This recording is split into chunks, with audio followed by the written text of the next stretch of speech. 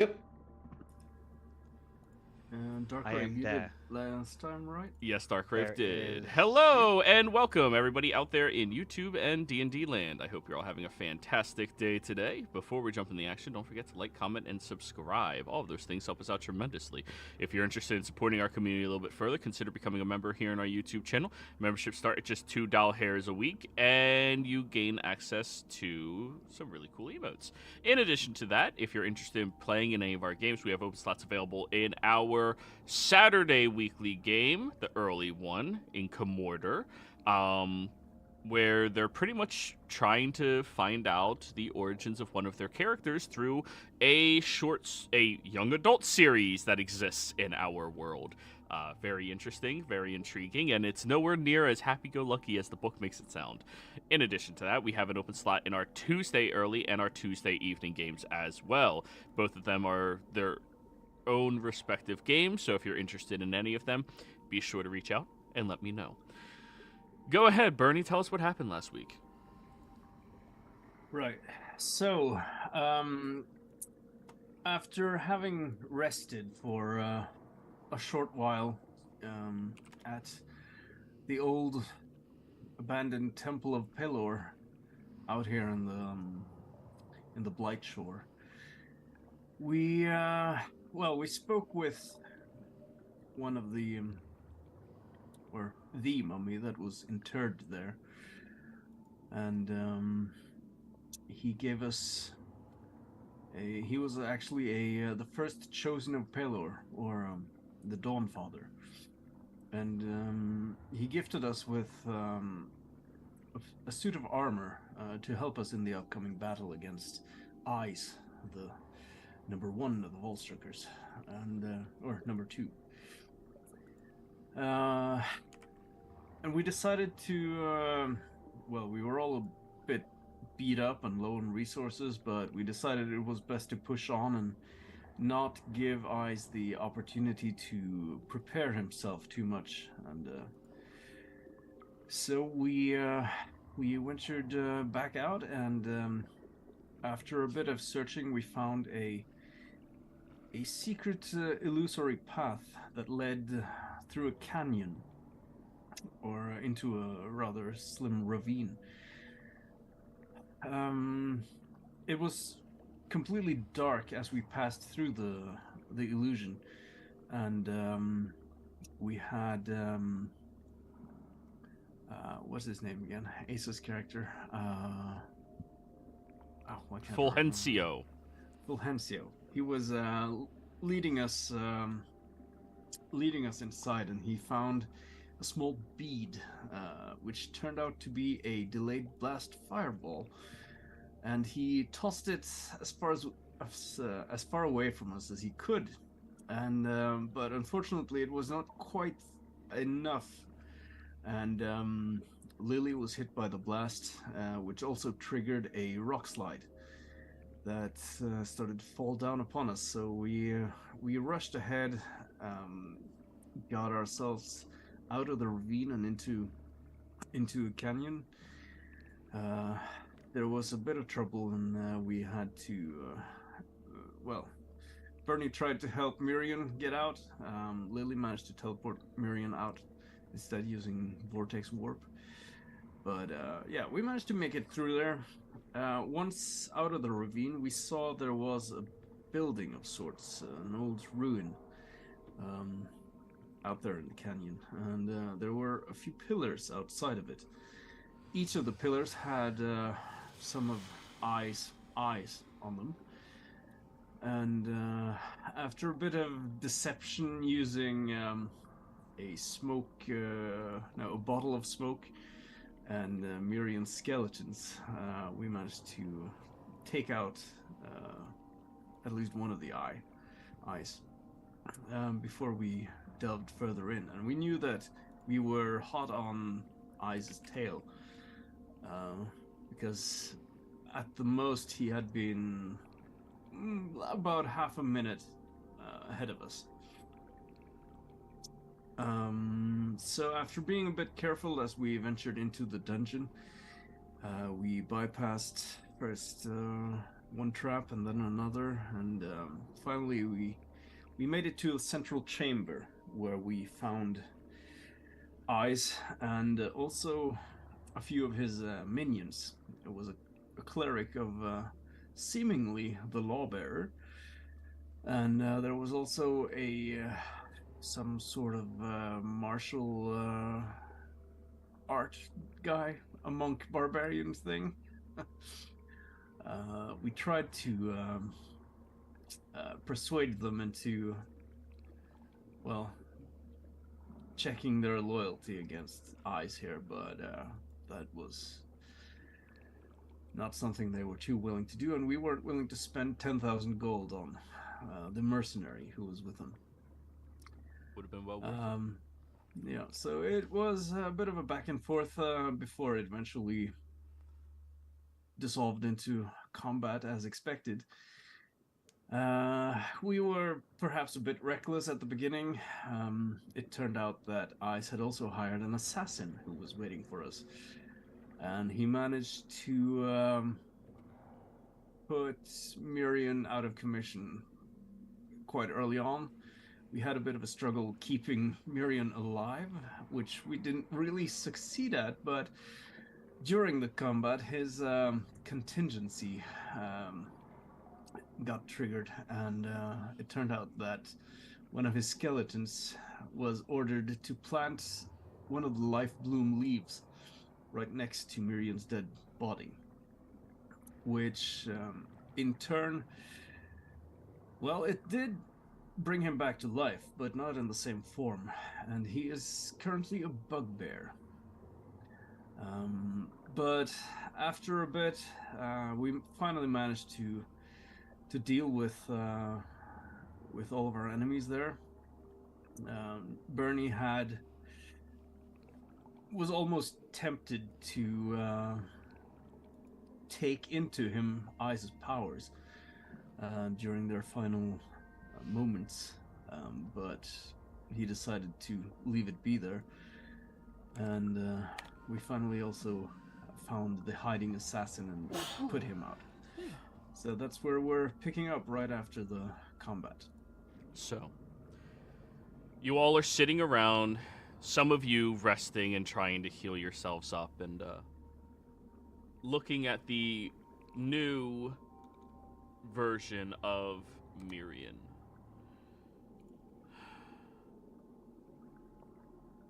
Okay, look, I know this is very strange.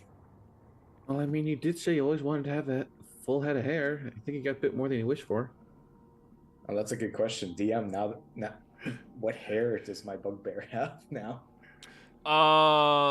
We can say it matches the wig that you had before you went So down. I'm a yellow bugbear. Yeah.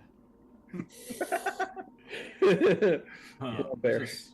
Interesting. The question is, do Goliaths look like shaved bugbears, or do bugbears look like hairy Goliaths? Bernie, as a doctor, I can safely say I'm now smacking the back of your head 5 feet farther away than I usually could. That was a joke, Mary. Yeah, you got reach now.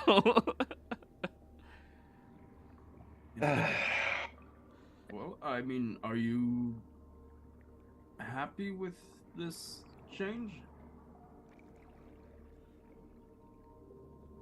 I'm going to be honest, I was not expecting hair to be this itchy.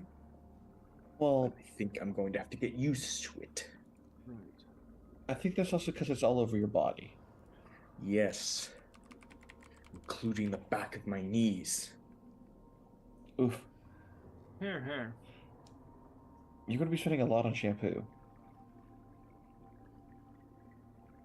Really glad I have prestidigitation. Yeah. I was going to, well, try to bring you back, but I didn't get the opportunity before your skeleton did, whatever that was. Yes, and Tulsha, you were the one who did legend lore on those things. That was not a possibility. It was supposed to turn my skeleton into a dryad. Yeah, I'm not exactly sure why you did that. My only thought is because maybe because something undead planted it instead of someone who died, because the skeleton was also absorbed into the tree. That might have something to do with it. Um, In Well- any event. Okay, who keeps moving the map back and forth? That was me. I'm trying to get the border to actually go dark because it was white, and I fucking hate that. And yeah. Sorry, I thought something was breaking. In All any right. event,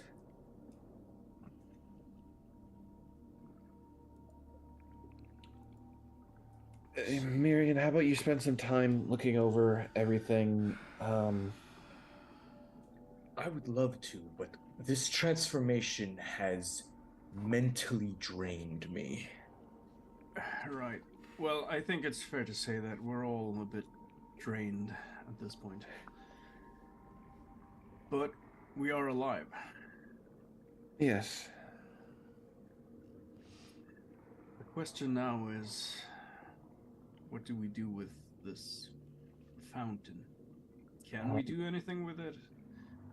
I was going to look into that using the notes that we got from Eyes.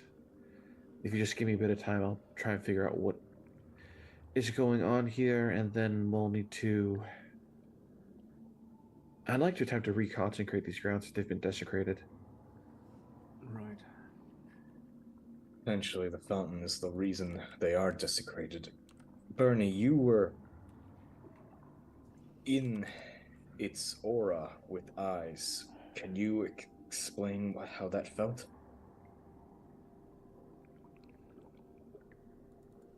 Well, it's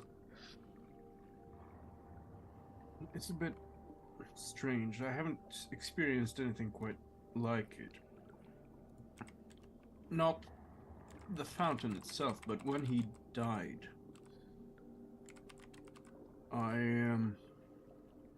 well, it felt as if he tried to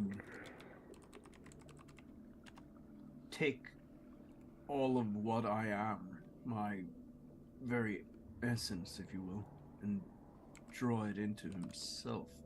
But I felt that I could also do the same with him if my will was stronger. And I almost did.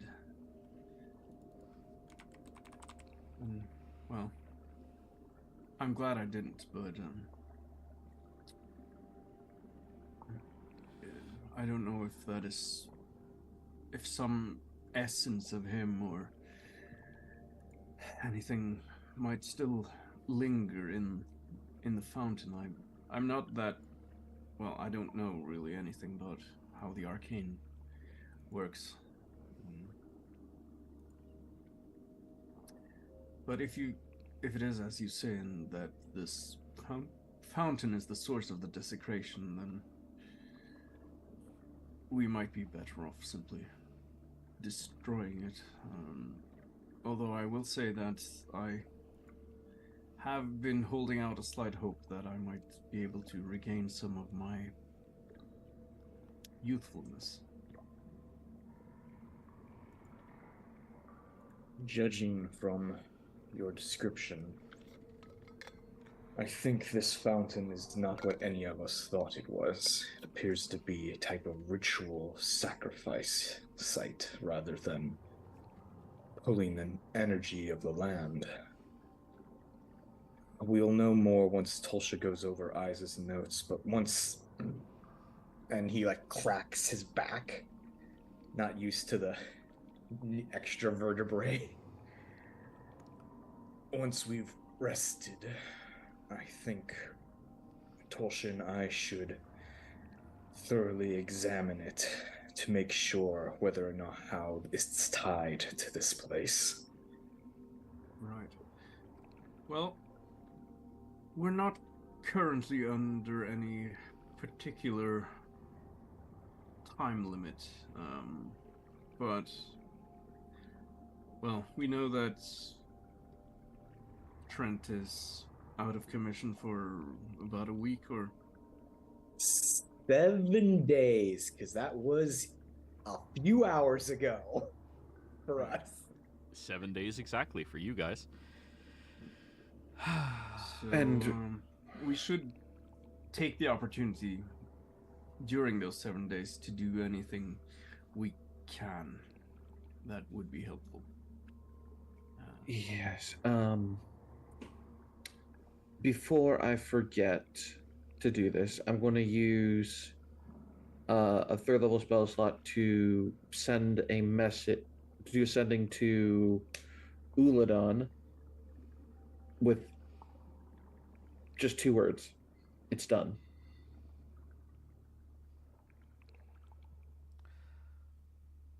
Wait, that reminds me. Where the hell is Jethro and Yanni. Yanni? I don't know. The two of them come like wandering down the stairs, and you can kind of hear Jethro arguing with her. No, I'm telling you, it was the other direction. We checked the other direction. I think they went down. Am I the fucking tracker or are you the fucking tracker? It's this direction. Shit. Hey, do you think that was ice? Shut up. I'm just gonna start collecting dirt in a vial so I can teleport here whenever I want. Okay. And then They- after the sun, They They're eventually pop their heads out and, oh, shit, it is you, Bugbear? Oh, you've missed quite a lot. Yeah. Well, Ice is dead. And we're all alive. At least for now. Perfect. Then he and I can go back to the Empire. All right, goodbye.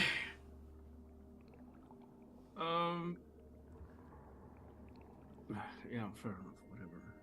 Whatever. Would you like an I'm express too tired ticket? to care about that right now. Yeah. No, we'll find our own way. Thanks. all right, safe travels. This feels weird. Come Doesn't on, it? they weren't that bad. I'm telling, dude, they are okay, and they just argue as they're leaving. What did you say happened to Ice's body? Did it completely disintegrate or something, or? So, It's come to the serum is what the description I had. what'd you say? You said it succumbed to the serum? No.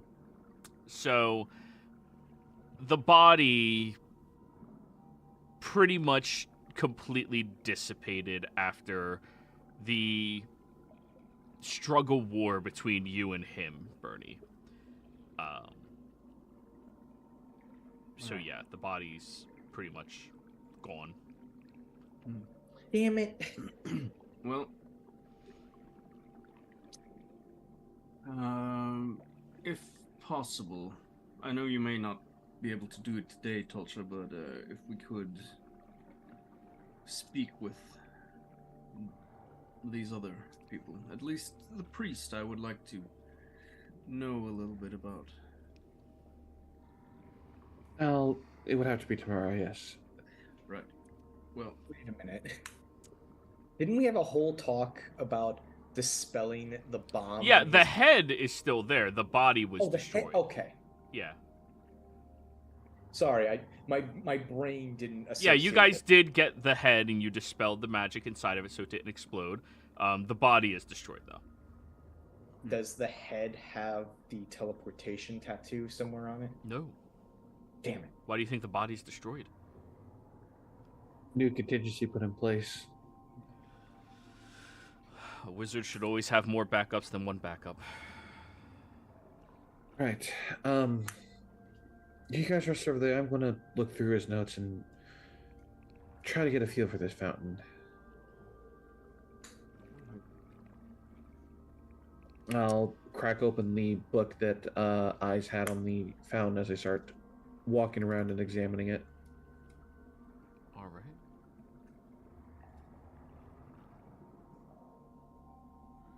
So, Roll me an investigation. Okay. Can I assist? You certainly can make your own check because you're exhausted. Right. I'll use guidance.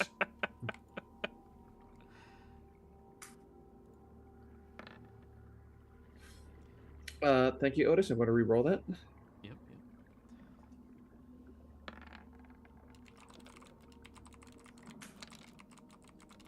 26.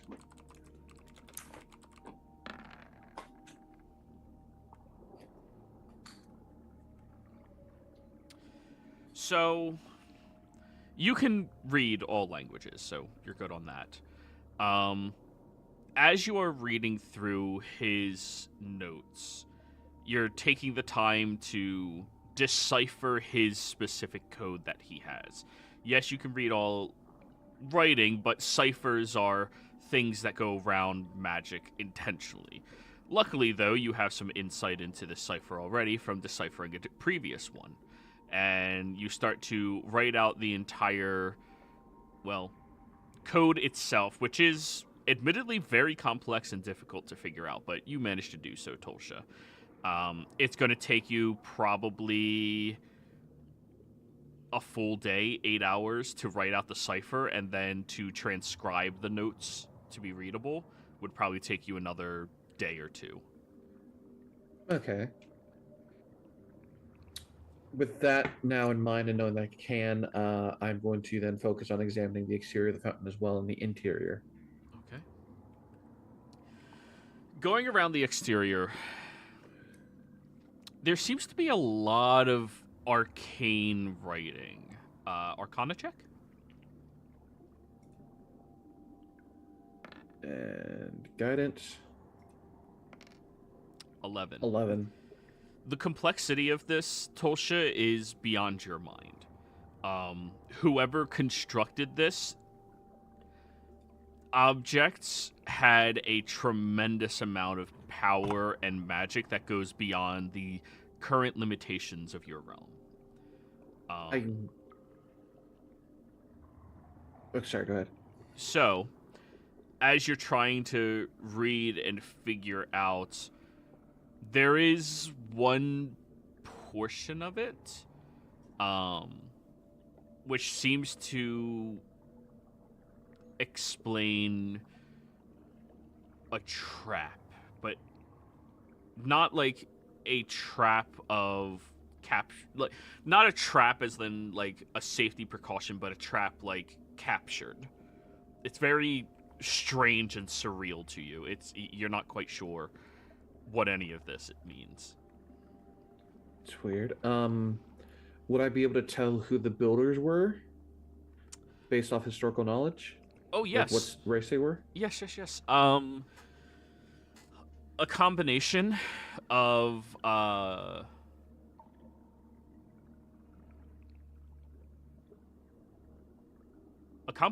many different bestial races, actually. Interesting. So the Yuan-Ti, technically the Bugbear, things like that. All of the more half-beast races. Okay. Large combination of them. And then after doing around the exterior, noting down that anything I saw in here so that I can take over to Miriam later so that he can kind of like glance over it while resting, I'll take a look on the inside. All right. On the inside, you see that the water itself does not flow like a typical pool, like a typical steady pool of water should. It's supposed to be stagnant and still, but instead it's constantly waving back and forth and going in a circle around and looping. The water seems to be like a conduit of the magic itself. And on the interior, there is a lot more magical scripture and writing in there. Can I attempt to decipher that on the inside? You already made your Arcana check on the object. Okay, I was wondering if the outside and inside were different. No, it's the same object. Okay. That's like saying, I'm going to look at the leg of a chair. All right, well, what about this other leg? Guys, not to. I know we're all eager to get things underway, but I'm thinking we might need a rest, all of us. I know. I'm Yeah. just trying to use what resources I have before having to rest, Bernie. Sure.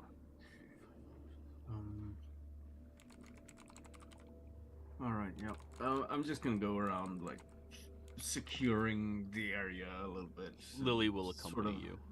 Yeah, and I'm not expecting to run into any trouble. So while I'm doing it, I'm going to like have a look at that the priest's holy symbol, because it seemed different somehow than what I'm used to.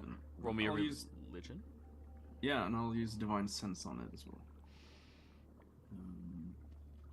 Well, you do sense that it. I mean, you don't sense anything coming off of the object itself, not the holy symbol. You do sense the desecration behind you coming from the fountain, though. 24. So,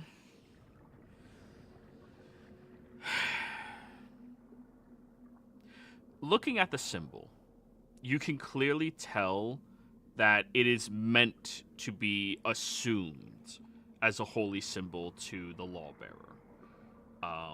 Not exactly your version of it, but one of the representations that different cultures have. Many cultures have different representations towards their gods, but they are the same god, even different names and such. So it looks apt. However, on the inside of it,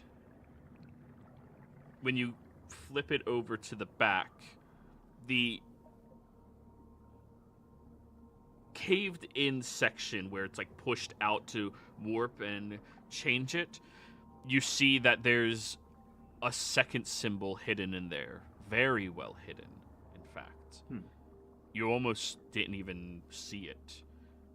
And when you look at it, the longer you look at it, the more twisted it begins to become. It's like a, it looks like a piton that has barbed wire wrapped around it.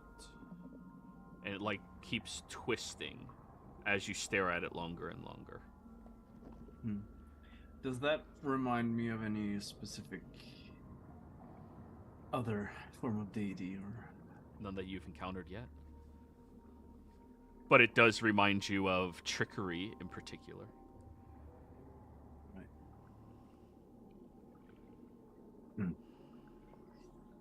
Well, I'll look at it and look up the other things. This holy symbol is not what it seems. What do you mean? It's made to look like it's dedicated to the lawbearer, but it seems like it's actually dedicated to something else. I see there's a symbol of a nail with a barbed wire around it, coiled. Seems to move almost. Can I make a religion check on that? You can attempt. You have a bit more insight into at least ancient religions and history. Yes. Can I attempt possibly mark of a god my mom told me don't fuck with or kill? You can try.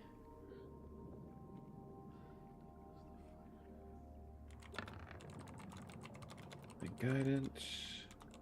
Wow, with disadvantage. That's amazing. 18. We love 22. Perfect for the 22nd episode. Hey.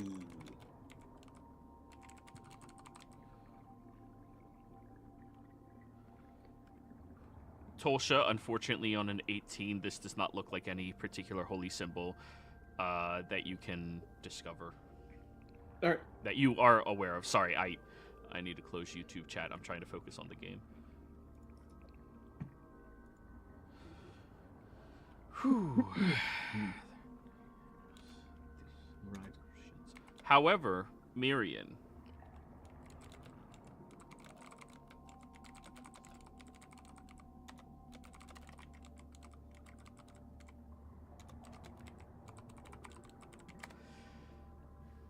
when he describes this symbol, hardened objects in iconography, usually, from what your mother tells you, has a fixation on lawful deities. Things that are sturdy, firm, unmovable. A piton would be something that is meant to make something immovable. The wrapping, however, of the barbed wire around it would be conducive of something that wants to harm that unmovable object, or harm those that would try to utilize it. Which makes you start thinking of various different gods of trickery. Ones that in particular would attempt to be a thorn in the lawbearer's side. Someone that secretly would attempt to disrupt what it meant to be a worshiper of this idol. It seems very different than the lawbearer itself, and you remember your mother would tell you a few warnings of things to look out for, and this is one of those things where if somebody has a symbol like this, they may not know they are being lied to. It could be a mirror of their god, just slightly tweaked and corrupting them slowly over time.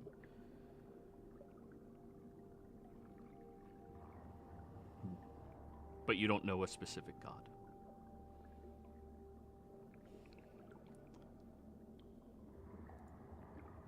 My mother told me to look out for certain things. This iconography is more akin to one who would be attempting to deceive and make a trickery of those who would follow this kind of deity. But those who follow it would not know. And that is how deep the deception is. I don't know specifically which one, but I think we just figured out why the Church of the Lawbearer and the Empire is so different. Indeed. So they're being lied to, and they don't even know. They might not even be able to discover or ascertain that they are being lied to. This kind of deception is very tuned to the individual. It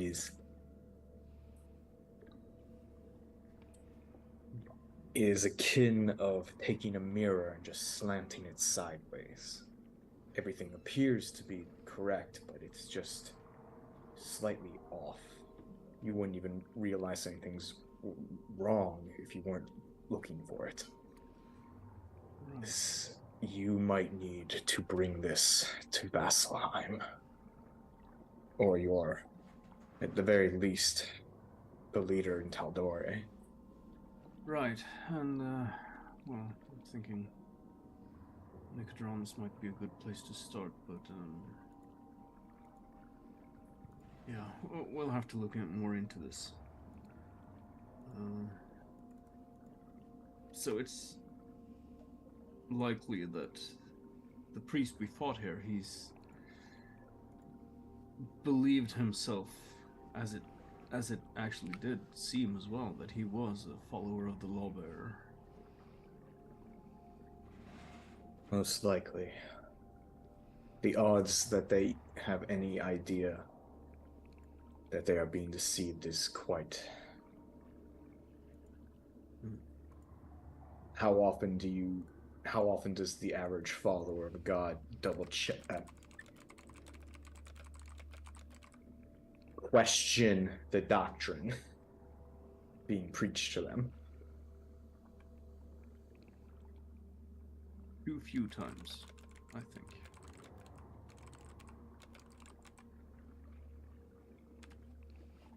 Just when you thought this war couldn't get more complicated.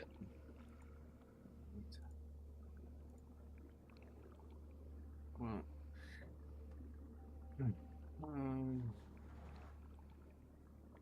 yeah. Do you think, Tasha, do you think tomorrow you would be able to... Well, we should speak with him first, if we can. Speak with Dead, I mean. With the priest. But I would like to suggest that we, if possible, bring him back.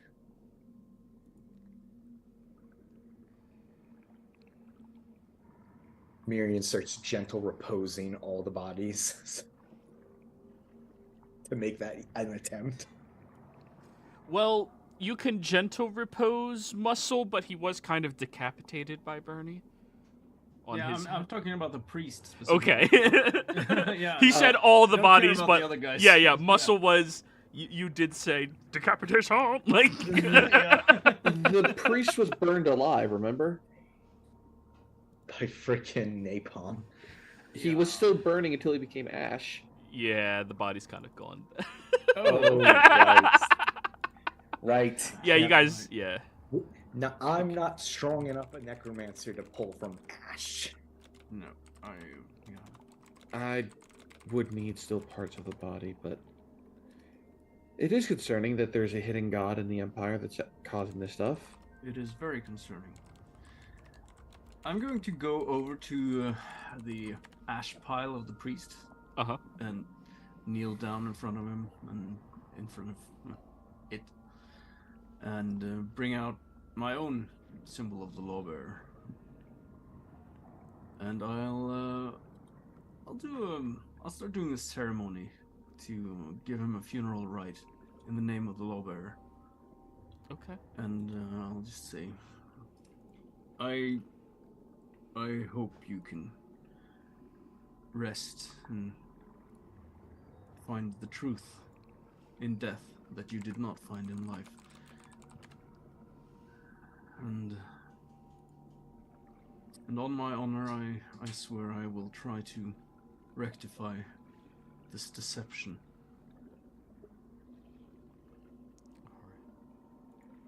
Then you Get perform peace. your ceremony over the individual.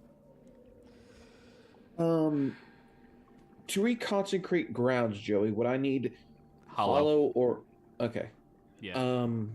And That costs a lot of holy water, if I remember correctly. incense, 1,000 GP worth. Which we have, because... You need herbs, oils, and incense worth 1k, which the spell consumes. Yes. But before doing that, I want to get a sample of the water into a vial, if I can do that, Joey. Okay. When you reach the vial down there to dip in and take a sample, roll me a perception check, please. Sure, I'll use session advantage on this. And guidance.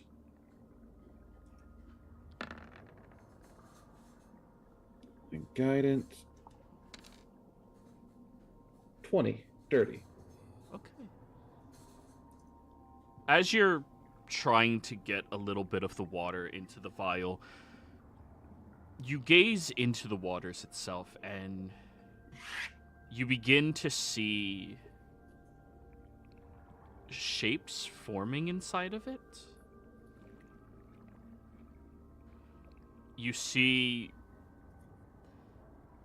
an individual stuck in there, as if they're woven between the magic itself, utilized as an implement inside of it. A pale individual with angelic-looking wings. And the individual seems to not be able to see you as you're looking at it.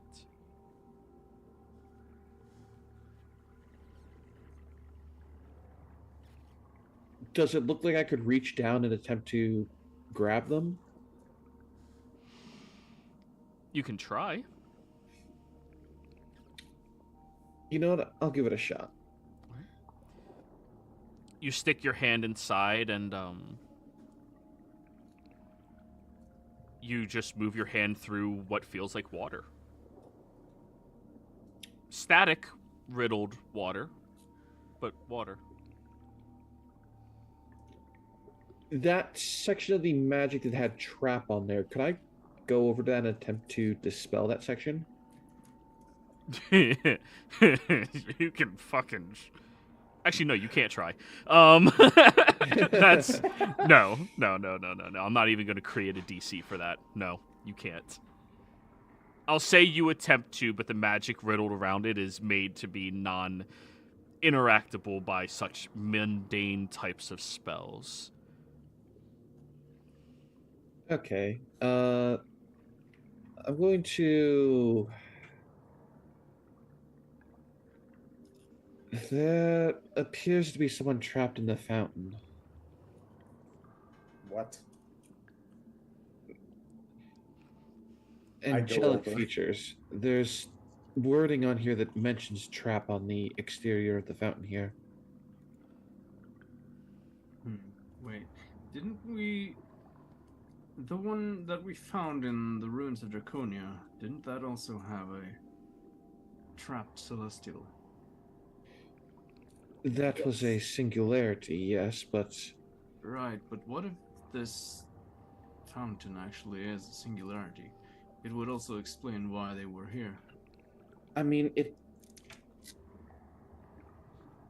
based on what I'm seeing, it appears that they're being used as a conduit for this.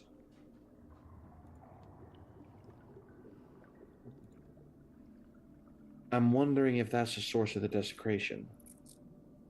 The fact that they're being trapped here.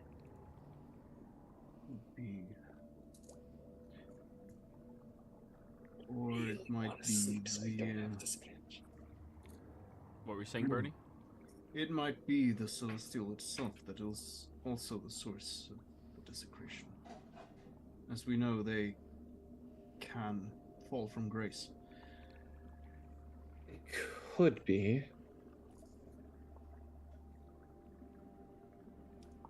But I think it's worth the effort to try and release the celestial, or, well, if not release, then at least learn more about who it is. Yes. Or just go full tilt and release them? Before we consider releasing a celestial that at bare minimum existed at the time of the schism, perhaps we should take a breath and make sure that we can't find a reason why they are here. All right. I can find out. I will just need to recover some magic first. Give me a moment, and I will... How about instead of bleeding yourself dry, you could take a nap a day to sleep? I'd rather do both, to be honest. I would suggest the same. Let's camp here for the night, and I feel quite exhausted, to be honest. I don't think we should expect any more trouble here right now, but let's all take a breather, and we have time to figure this out. We don't need to rush. Fair enough. Private sanctum goes up.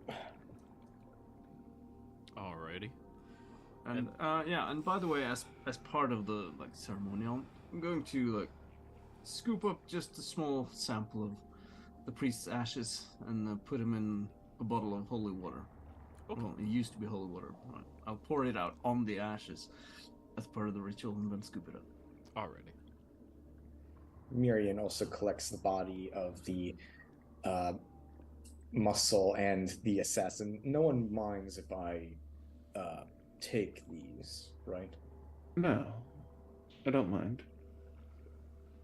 Both of them do have their necessary consent forms for their body to be utilized for research purposes, as most Zemnians are forced to sign such things, but not forced, but like you're really judged if you don't, you know?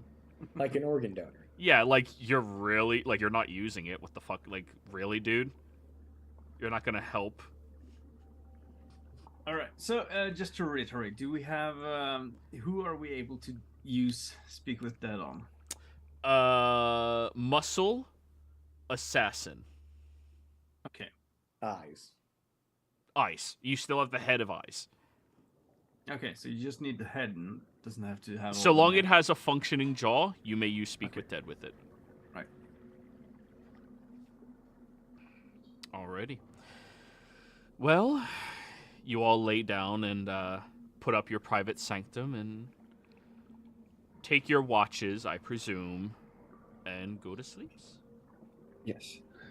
One by one, you all wake up in the morning and feeling remarkably refreshed.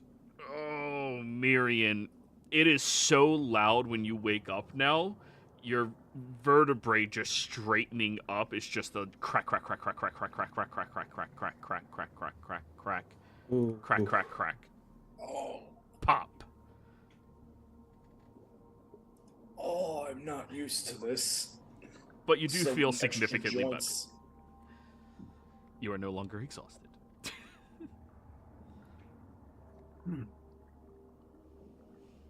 Mage armor, because I don't trust anything in this world. All right. Wow, who hurt you? It was me. Oh, You. I'll start the day off by casting legend lore on the figure I saw in the fountain. Okay. Is that enough for that? I mean, you know what the figure looks. Roll legend lore in the chat for me. I want this to be one of the questions. What was the name of the priest? Good. Name or describe a person, place, or object. You can describe the person. Yep. Yes. So, make sure you remove your 250 GP worth of incense for this. Oh yeah, I have a tracker specifically for legend lore incense. Clerics. As you cast this spell, you gleam an image of this individual. Angelic form, more beautiful in appearance than what you saw it in. Closer to a fairy silvery pale skin with the silver hair and red crystals hanging from braids. The individual seems to have a very established looking holy symbol etched into their armor on their chest. The symbol is foreign to you at first, but then you figure out that it's a representation of the transition of life to death. It's a symbol of Hemist, one of the siblings. Oh. You see the individual flying to this ruin before its time of ruin itself, going in and murdering lots and lots of bestial creatures that are all wearing wizard-like robes, trying to dwindle their numbers down as quickly and as efficiently as possible, but losing their connection. You see the individual attempts to ask for divine intervention, but while they are here during that time, their voice cannot leave this temple. Their connection cannot be established. The individual was felled, but not enough to kill them. Instead, these mages end up tying her up, tossing her to the ground, and attempting to invigorate this fountain with her essence, being the conduit between life and death to any who wish to transfer their life into another. As they weave her into this magic, you don't see the specifics of it, of course, but you do see her form gets taken into the fountain, and there's a marker that appears on the edge of the fountain at that time. And it just has her name written on it in Celestial. Can I want to immediately get up and try to find that mark on the exterior of the fountain. All right, roll me your investigation.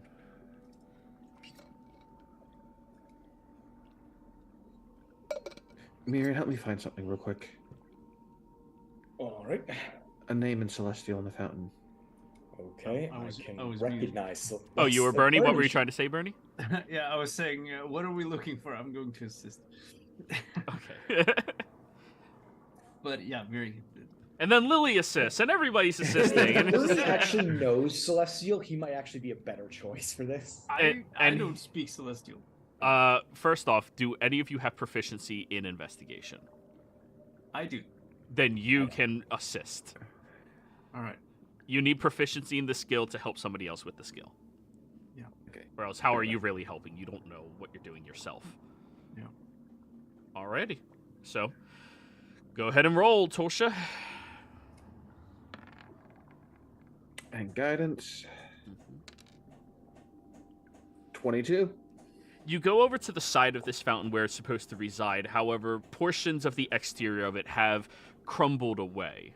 And you start investigating back over here instead, a segment that you hadn't been to, where some of the larger portions of the stone fallen have seemed to be pushed and molded away. As you get over to it, you lift up the plaque and you begin to pull out your proper tools to wipe away residual dust from on top of it, starting to get a better peer at what it reads.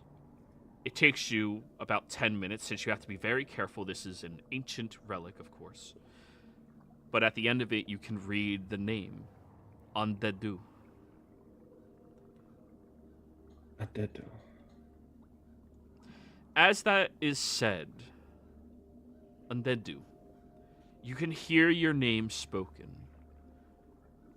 For the first time, well, you're not even sure how long it's been, you begin to become awake, conscious of your predicament. You felt a flare-up recently of that same similar excruciating magic that happens. You thought you were past feeling that again, but now you become more aware.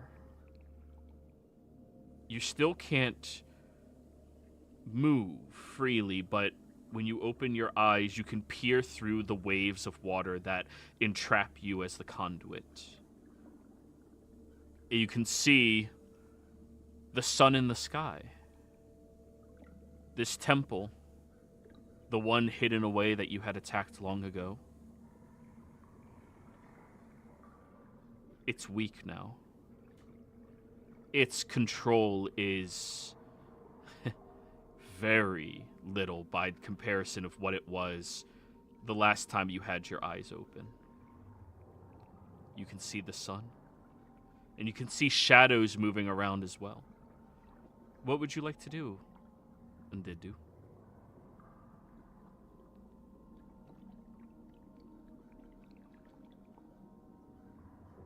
You I might think be... Oh, there you are. The best course of action at the moment is try to focus on the shadows Alright. to see whom or what it could be. You begin looking, and eventually you see individuals moving around. Miriam, would you describe what you look like? Since you are the easiest person here to see. A yellow blonde bugbear holding a staff with an eyeball on the top of it and wizard robes.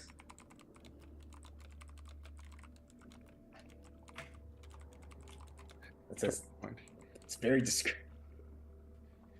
Stick out very, very much. It's a blonde bugbear. On bear. And then past that, you could see the other shadows, but it's like they're further away.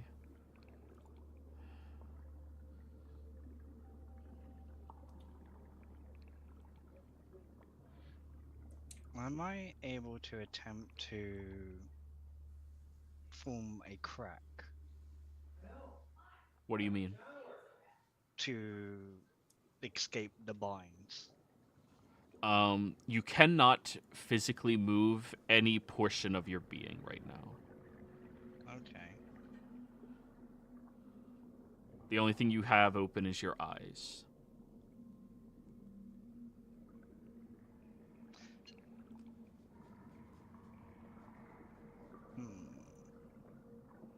Do we notice that change? I don't know. Roll me a perception check, Miri, and let's see if you notice them in there. Meanwhile, I'm looking at Tulshan. What does that mean? Oh, it shouldn't have been a disadvantage anymore. Dirty 20. Undead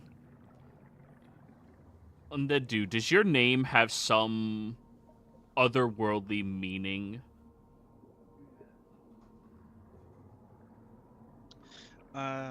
Could you explain? Does your name have more meaning than the word? Like certain names have like meanings in their native language and tongue and purpose for expression. It's not like my name's Mitch and it's short for Mitchell. Like like an actual Yes. meaning behind the name. The name in itself would be of death or undead. Okay. Then the name translates to that, Tolsha. In Celestial. Of death. It's a celestial name that roughly means of death. Based on what I saw, and I'll start narrating to everyone what I saw, it appears wizards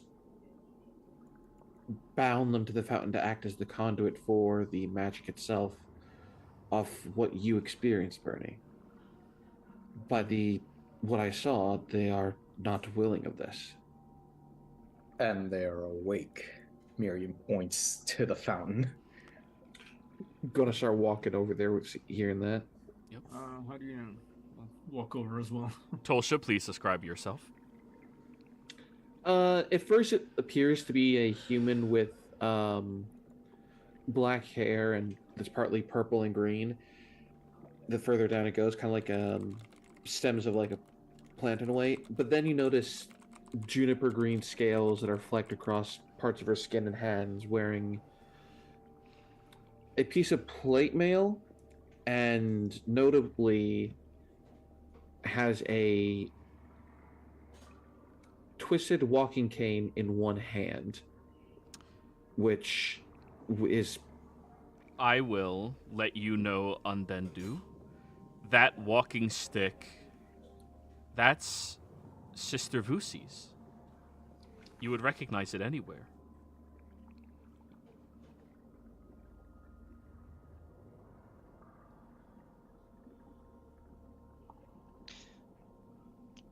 Can the pupils of my eyes dart towards the cloak, like the symbol itself? The walking stick doesn't have a symbol on it. Yes. It's just you. Oh, okay. You recognize the make. You recognize the stick. It is exactly like the one that she has. Has. Bernie, however, with your expertise and insight, can notice their eyes darts to the stick. And Bernie, please describe what you look like.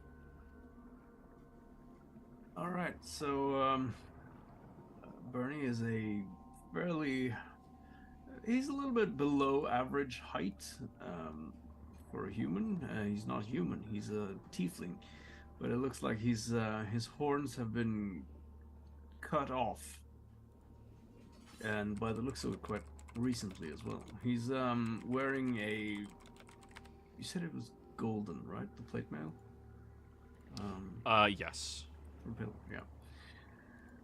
A golden plate mail with the symbol of the Dawnfather adorned on its crest, on the chest, I mean. And he's also wearing a shield, and there's an axe hanging from his belt. He's quite heavily armed. He's also got a purple cloak across his back. And he's, fairly kind of yellow tinge to his skin. And he looks a little bit like he's starting to get a bit on in years. Like middle-aged, almost. But yes, Bernie, you recognize the only thing of the individual that appears to be moving is the eyes, and their eyes instantaneously shift over towards the walking stick that you got from that temple previously, with a level of recognition. I think it's looking at the stick, Tulsa. Hang on, let me see if I can. Well, I'm not sure if it can reply, but I'll try anyway. I'll reach out telepathically and try to speak to the figure. Okay. You reach your mind outwards, and what do you try saying? Hello. I understand you are imprisoned, and I assure you that we mean you no harm. Are you able to communicate by blinking your eyes? If so, blink twice. Undendu, you do receive this message in your mind from the individual. It feels like it stems from somewhere not of this plane. Not the individual, the message, the connection. Do I understand them? Oh yeah, you speak the common tongue. It's still the common tongue. Okay. Yeah. I will blink. Once? Twice? 3 times. Okay, so you're able to blink. They're coming by land and sea. Well, before we attempt to release you, you're not going to instantly try and kill us, right? Please blink twice if you're not going to. There's hesitance, but there is 2 blinks. All right, blink twice, and seems to give us some, at least, guarantee that it's not going to try and harm us or kill us, at least. Miriam, can you go over this exact method that is being used to hold them in here? It's on the exterior of the fountain. I'm wondering if turning off the magic would release them. I can certainly attempt to discern the spellcraft, whether or not it's how it's using it to hold her here. Hang on, I think I might be able to do it the same way I released Satyana. Before we do that, could I please examine the spellcraft? This is ancient, pre-calamity magecraft. I would at least like to have some notes of it to verify its existence. Yes, and just to make sure that ending the spell won't just kill them. Sure. Yeah. Enhance ability on Miriam for intelligence so you can investigate better. Cat's Grace. Wait. Wouldn't this be an Arcana check to figure out how the runes and everything work? It is. And Arcana is an intelligence-based check, so you have advantage. Yay. Yes. Meanwhile, Sorry, Bernie. I just really been building up to this fountain. I really want. Yeah. Totally understand. While they're checking that, I'll look down at the figure again and just we'll try to get you out shortly. My brother just wants to have a look at the ward. And well, if you've been trapped here for hundreds of years, I'm sure a few more minutes won't be too much of a bother. Sorry. They blinked twice? And guidance. No. Enhance No. ability is a concentration spell. Yeah. Oh yeah, it is. Never mind. You can't just freely stack everything. You're not a bard. Hey, you're doing great. But dirty 20.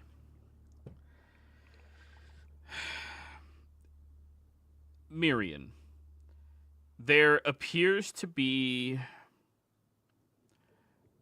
magic on this that is beyond your comprehension of Arcana, needless to say. This is something that predates written knowledges that you have been able to study in mass so far. You haven't had time to study ancient Arcana as much as you would love to, and you could comprehend this one day. It would appear that this individual's essence is woven into... is completely woven into the object itself. Meaning, if they are removed from it, the object will not be capable of remaining with any amount of magical potency whatsoever. And if they're removed incorrectly, that amount of raw arcane magic being released instantaneously could be catastrophic on a continental expanse. Oh. Immediately put my hand to like Bernie's chest plate. It's like, if we do this wrong, the continent blows up. What's the worst? No. Yeah, what? What was that? No. What was it? What's the worst that can happen? Shattered Roll teeth, it. part two. You said it, roll it. No, I didn't say it. Someone "What's else the just worst?" did. Mirian. I thought we stopped Someone else doing did? that. When the fuck would I ever stop that? That's fun. Roll a D100. You haven't done it like this last 6 times someone said it. Oh, I've added shit. Oh no! I was actually going to say, let's not do that then. Alright, I'll give you a pass this time. Just out of curiosity, though, roll a D100 so we would see what the Alright. consequences would have been. No, not you, Mirian. Oh, okay. Yeah. Yeah, you stopped yourself. He said it right after. Yeah, I was joking. Okay, it wouldn't have been that bad. Oh no, it's Fallout. We don't recognize that. It's like Mass Effect 3. We don't, or 4. Andromeda. We don't recognize Yeah, that. Andromeda. So, do you think you might be able to find out the correct way, Miriam? This is very beyond me, but How about, I can, well, the figure down there, Undeadu, right? After you say the name another time, Undendu, you can feel your arms begin to move and become controllable again. You're starting to move. oh, she's like Maleficent. Awesome. I'm not noticing that yet because I'm talking to Miriam. Yeah. I could relay. I mean, it's able to blink at least. So, if you could ask it questions through me, and it could confirm or, well, deny if that's. Maybe that's a good way to figure it out. I mean, if you're gonna ask it to do if they remember if there's a sealing word or something, a keyword. After the third time your name was said, Undendu, you can feel a relaxation around your throat, and you can speak again. Seriously, who comes up with these names? Adendu. Now, I mean, it means death in Celestial, or to death, From death. I don't know. of death. of death. Belonging to or of death. The fourth time it was said on Dendu, you can see the fabrics around the woven magic inside of this pool of water are incredibly weak. That connection that you lost to your god, that stopped you from asking for aid and assistance, is no more. Now you can speak, you can move. You're still trapped inside of this weave of magic, but you at least have some power once again. If I speak, will bubbles form? Do you try speaking? Yes. What do you say? Hello, world. There are no bubbles, no. Okay. When we look down into the fountain, how far away is the figure? Ooh. Kind of.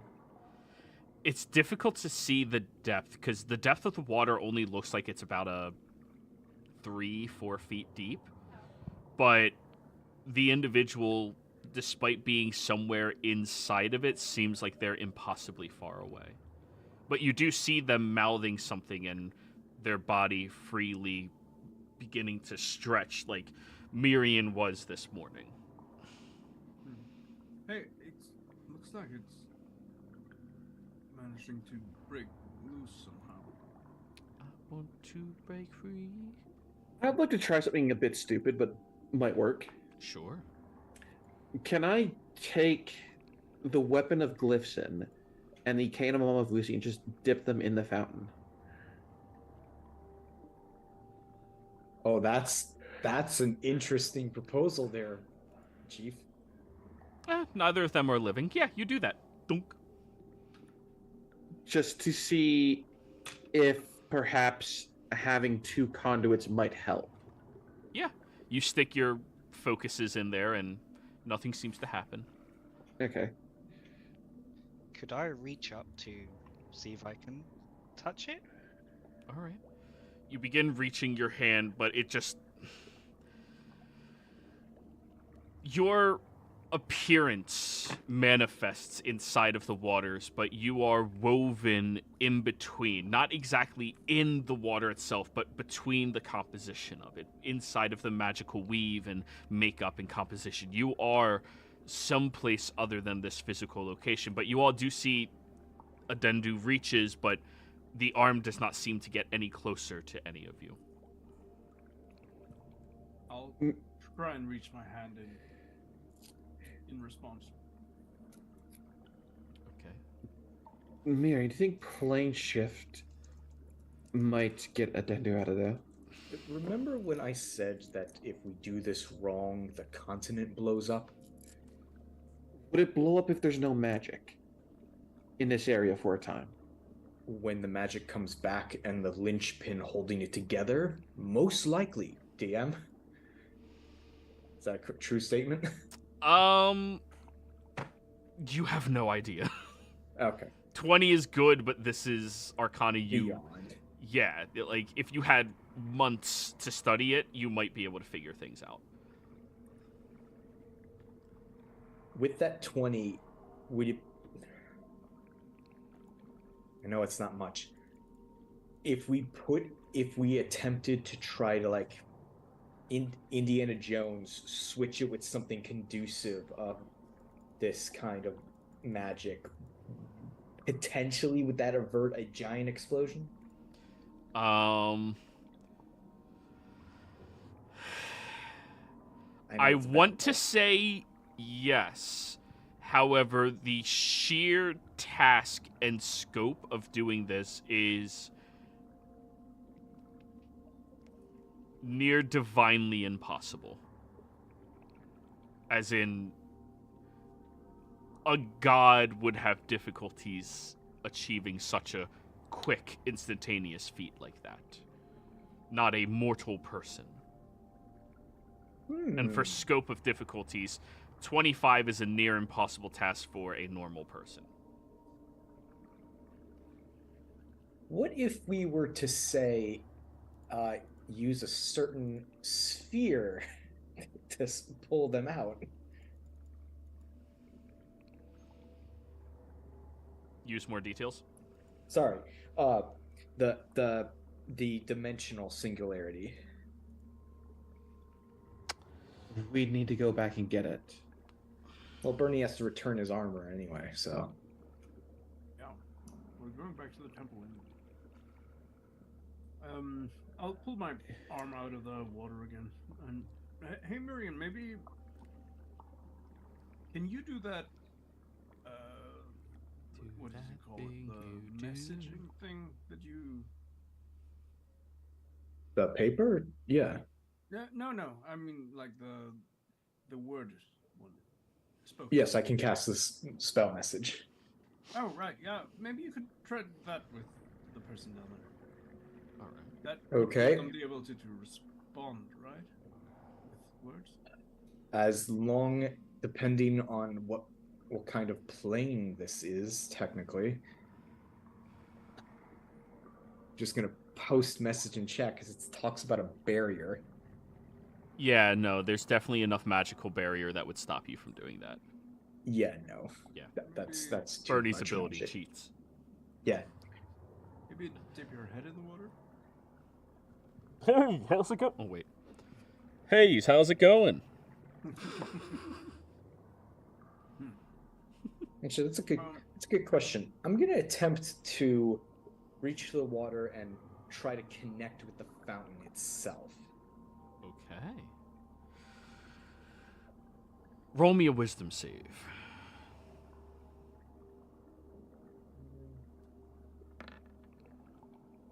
+19 plus 5, 24. Good. Undendu. As soon as this individual touches the water, you flinch at first because you are aware of what happens when they utilize this to transfer life from one to another. However, this individual is unique. You can sense a connection to death that resides somewhere within inside of them, as if they've crossed over that threshold or have been near that threshold recently. You can feel the power residing inside of you, connecting you back outwards, and for the first time in beyond your knowledge, you feel that connection to your deity.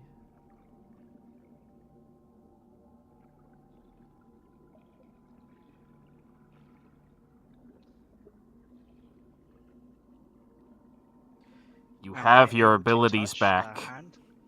Okay. Yeah. You're connected with your god. You have your abilities back. But no, you cannot reach or touch them. You can feel their connection to the water and their connection to death recently. I'll try and speak telepathically down there. Yeah. I see you are coming free. Do you know how to break free safely so we don't inadvertently blow up the continent? Please nod or blink or whatever. Confirm.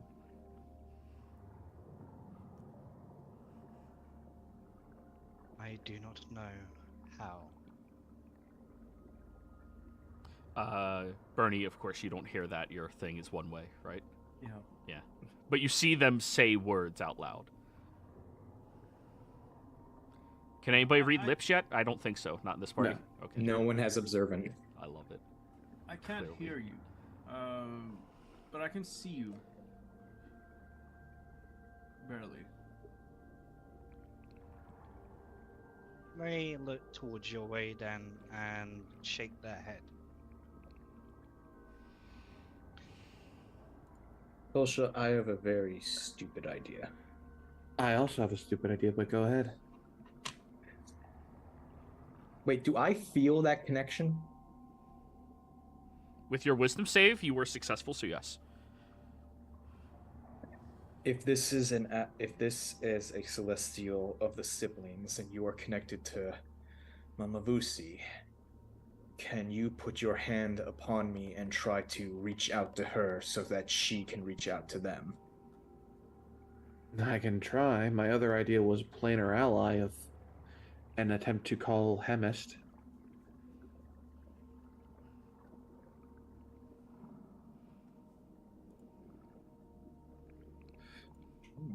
The other idea was hollow the grounds, but let's try yours first. It seems less risky. Yeah. Don't want to trip. We don't want to trip on a landmine here. So Yeah, what are I'll- you using to attempt to invoke your god?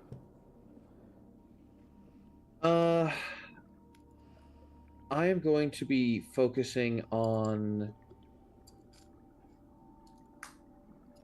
the staff, and as well as the fact that this clearly at some point used to be a place of worship for both Glyphson and Hemist, two of her siblings, and that we want to try and I'm trying to save one of Hemist that have been trapped and hurt and abused to bring them back into a more safe environment where they can feel the love of their god again, of Hemist. Okay. So what ability are you using for this?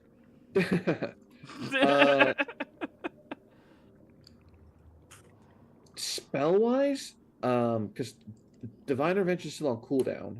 Oh, Yeah. it is. Yeah, she used it yesterday.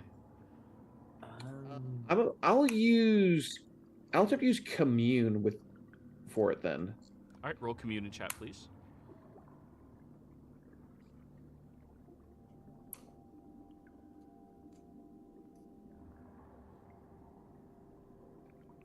And the question would be,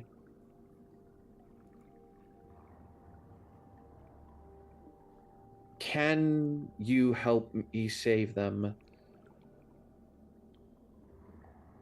And then a third question would be, would calling Hemist as a planar ally help me save them? And then the final one would be, would something of snuffing the magic be safe enough to save them and not cause everything to blow up?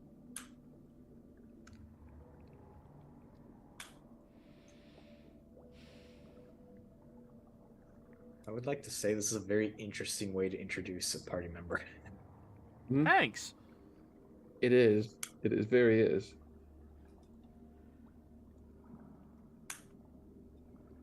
Okay. So what was the first question again? Sorry. Can she help by using her powers to help save them, be it as a conduit through me? Of course I could, but not today and not tomorrow. Would asking Hemist to send out an ally help us free them? Hemist is far weaker than I. This one would be their ally. Would using an anti-magic field allow them to escape without destroying the continent? Oh, I do not believe the whole continent would suffer. Just a few hundred miles or so. Can you be a little more specific? That's your 3 questions, honey. Yeah. Yeah, Okay. just a few hundred miles, not the whole continent. So At the very least, the Blight Shore, Rosanna, everything that matters on this side of the continent. Yeah. Including us. Yeah. You're not So being with the- teleported while you're in that anti-magic field. yeah, we'd have to run and hope. Yeah, run 100. You're not Patry. You're not running that fast. So if I did anti-magic, it would get them out, but as soon as it drops, a few hundred miles would be devastated. Hemist, I can't. This would be their ally, Adendu. That's 5. Bernie, can you run back and get the reality singularity, please? Where do you believe that again? In the temple to the Dawnfather. If you hurry, about a 8-hour trip. Oh. Jeez, really? It was that far away? Well, I mean, if he sprints, 6 hours. But that would be sprinting through this inhospitable landscape very quickly, and yeah, it's yeah.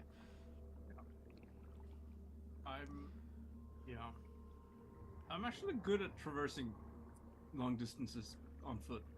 Really? You're an athletic individual? No, but I have. Let me just find it. Boots of trailblazing. Not that, but Oh, he also as has a- his Pegasus. No, but as a marine, I have. I can move up to 16 hours per day without suffering from a forced march. Oh yeah, you can do it, and you'll never be affected by it, but it will take you the time to do it. Yeah. Yeah. So You're the only one here who wouldn't be tired at the end of it. yeah. You do have to do your morning jog, right? Yeah. It's going to take a while, also. No, but during that time, Miriam and I can attempt to decipher Eyes' journal to see if he might have found a way through his research. As there's a cipher and then deciphering, I think with both of us working together, we could get it done quicker. All right. Plan C, if the singularity doesn't work, is attempt to hollow the grounds, but that's 24 hours. Right. Well, sure. I guess I could go for a jog. Yeah. If I don't make it back in a reasonable time, just assume I'm eaten by sandworms or whatever that was. If you wait an hour, I can let you use the boots of flying I have. Can I just teleport you to the temple and you just have to run back? Yeah. Wouldn't you also have to run back? You can teleport individual creatures, so you don't have to go with them. Yeah. Oh, okay. I can just send you there and then you just have to run back. All right. Well, that would help. Fine. Yeah. Let's do that then. All right, that's my can be but- my 7th. Before we do, is there anything you want me to say to the figure down there? Undeadu, was it? The one that got blown up from lightning and fire. No, Undandu, the Oh, I'm sorry. I thought you said undead. not undead dude. Undead dude. Oh, that's gonna cause problems. Yeah. There's definitely a pun in that name. Oh yeah.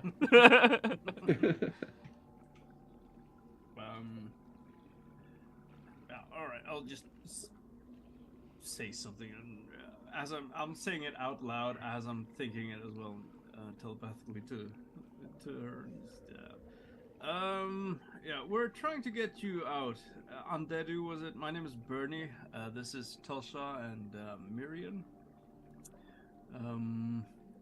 It might take a little while longer, but if there is anything you can do to help, I'm sure they'd appreciate it. I'll be away for a few hours. Good luck. Yeah. All right, teleport me. So do you have any response? Or Undead, do you receive it? You can't respond to them, but you receive that message. Is there anything you want to do? Could I attempt to commune? Sure. You can commune. Yeah, you still have your vial of holy water. Well, you're inside of a pool of holy water, so yeah. I will also point out that no one's tried sending yet. Yeah, nobody. There's a lot y'all haven't tried yet. But yeah, you can try your commune. What are you asking your god?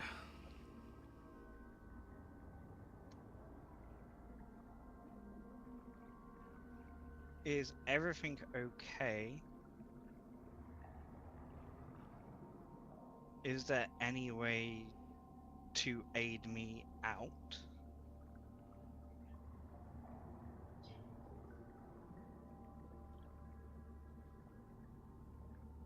And I can't think of the last question.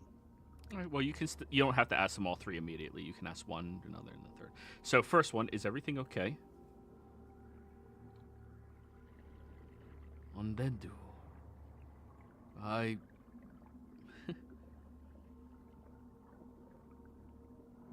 All is not lost yet. These are trying times, as they were before I lost you.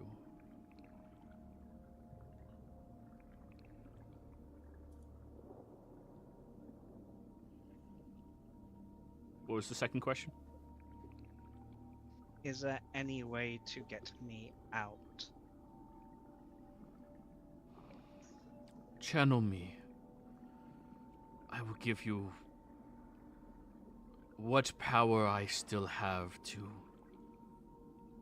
free yourself.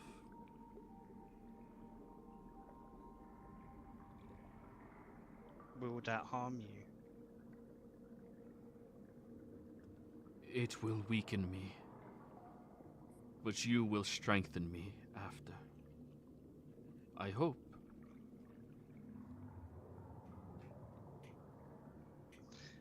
She will then get down and hold on to her symbol and mutter into Celestial's holy words that she says during each dawn and each prayer. So, with this, you are utilizing your channel divinity. Yes. Roll me a D100. Let's see how much he helps you.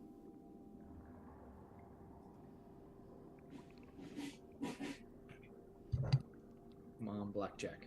89. That's good. 89. That is good. So the way I do channel divinities, in case you haven't noticed yet, is I have you roll a D100, and the higher number is how much your god will help you, since your god will always do what they can to assist you. And only when it's a resounding success do you use that channel divinity for the week, meaning if you get pretty much what you desired out of it. Completely, not like, hey, buddy, like, something useful. But anyways, as you channel your faith, you sense that wherever Hemist is seems incredibly far away, distant, no longer coming from this continent or maybe even world any longer. His magic is a lot weaker than it was last time that you were capable of attempting to channel through him, but there is enough of it to begin to separate the weave around you. You all watch as the constant roll of the tide of the water begins to shift in multiple different directions, becoming imbalanced and almost boiling in their own nature. Sorry, that's just a reaction. As that This is before I teleported him, right? Yeah, Bernie's still here. As that is happening, you see the arcane glyphs beginning to shift and become invigorated around the pool of water. And as they pulsate with magic, as if the magic is trying to restrain it, it flickers down and then flickers out again and then flickers down. Like there's a contention of power. The magic, the arcane forces placed upon it seems to be met with an equal outside force of magic. And as this is happening, Ondendu, you hear the words of Hemist again. Well, you will be able to help them more than I could. So, you will have your freedom. usher those on to death. And in a brief moment, you see Hemist appear inside the same pool of water as you, Undendu. And as they are floating towards you, you see wrinkles in their skin produced through fatigue, the lack of direct influence in magic. Hemist has never appeared as elderly before. He is so much weaker than he was. But he separates the weave long enough for you to fly out, breaking from the pool of water. But you know he's now stuck in there. Oh, shit. Oh. All of you look over at Undendu, and you can finally describe what your character looks like when we get back from break, everybody. We'll be right back.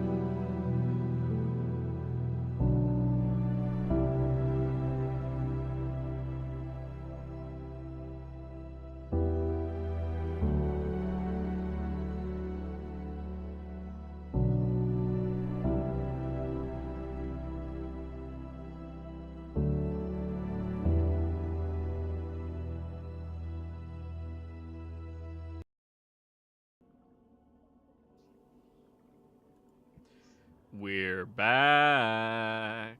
Where last we left off, you all saw the rippling tide of the water inside of this fountain begin to shift and produce out of it, as if through some type of force of will, this angelic-looking individual who, as they stand, their wings begin to soften and almost lose their feathering about them. But, Undead Do, please describe what you look like.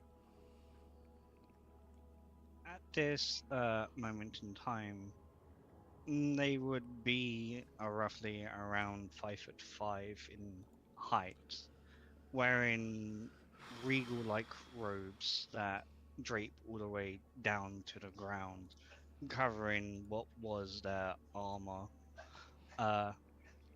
After such, their hair in itself would cloak around, similar like a hood or a crown to say, with the gems of red just hanging around braids. The majority of the colors is silver, looking pale, having a hollow-like eyes to stare out upon, as if they've been there for a very long time, so their emotional change has been dramatic.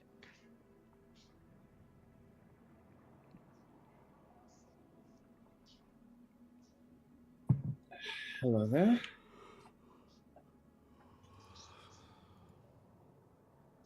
Arian, we're not gonna explode right now, are we? I hope. I didn't see something else take its place, did I? With your passive, hell no. Well, I was looking. I was actually touching, the and connecting with the rippling tide and oh no, might blow up. But yeah. You do not see the other individual in there. Did something take your place? Yes. We might be good. We're trying to find a way to get you out without the magic blowing up hundreds of miles. The second you were removed. Powerful spell weaving. Unlike anything we've seen. Might I ask who took your place in there? You may. Who took your place in there? My deity. Hemist. They nod their heads, yes. Okay. She just kind of like puts a hand to her head of like, that is not great. This thing's strong enough to hold a god. How did you end up in there? I was on my way here to fight the individuals. I got overwhelmed. The last thing I felt was inscriptions poured into my very being, and darkness. These people you were fighting, were they? Well, what sort of people were they? Why were they your enemies? They were fighting the gods.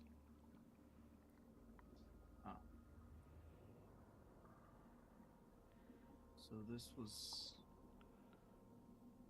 during the time that we call the Calamity.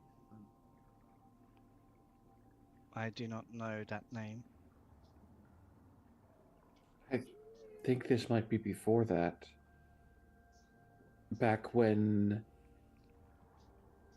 Remember what our friend the Talking Head mentioned? Right.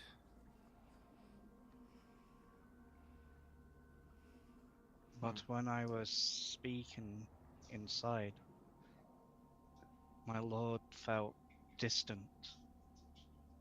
not here anymore. Yeah, that would make sense then, I suppose. A lot has Yeah. a lot has happened, including the gods isolating themselves from the mortal realms through what is known as the Divine Gate, a set of rules that they made themselves so that they could not pass down it and interfere with mortal kind after, well, interfere directly with mortal kind after the calamity, which involved a war between the gods themselves on a massive scale. Yeah. But the gods still have an influence in our world. I myself am a servant of the lawbearer. And I myself of Mama Vusi. And then will look towards you, Tosha, with inquisitive look.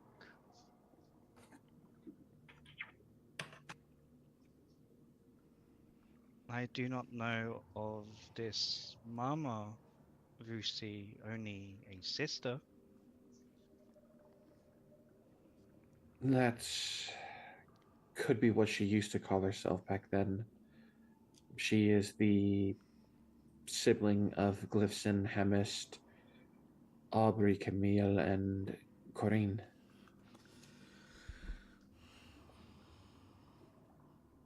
I think I might be able to pin down when you got sealed with one question.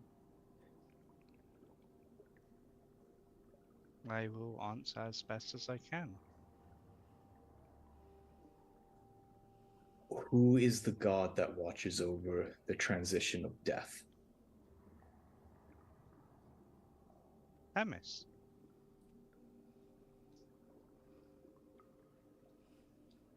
Did I word that wrong, or is that also his domain?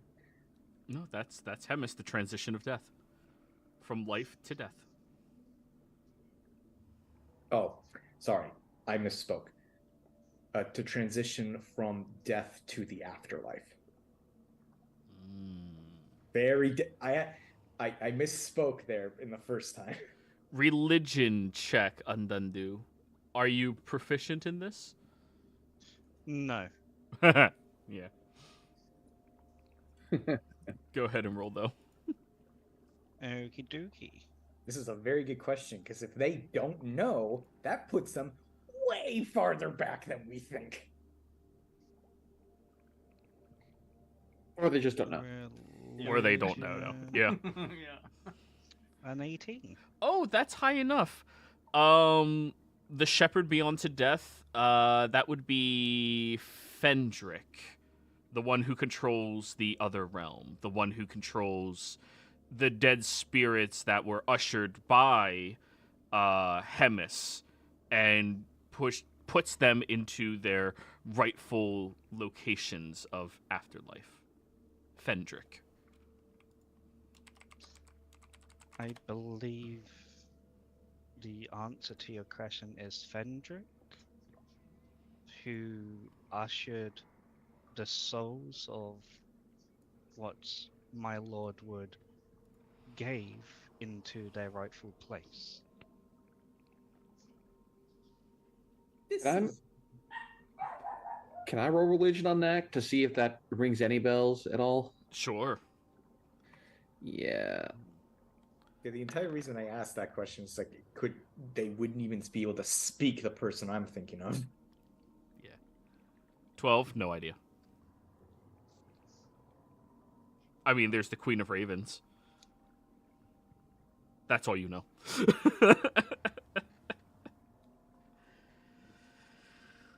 Are you familiar with the deity referred to as the Queen of Ravens? Undandu, you may laugh at that. She's not a deity.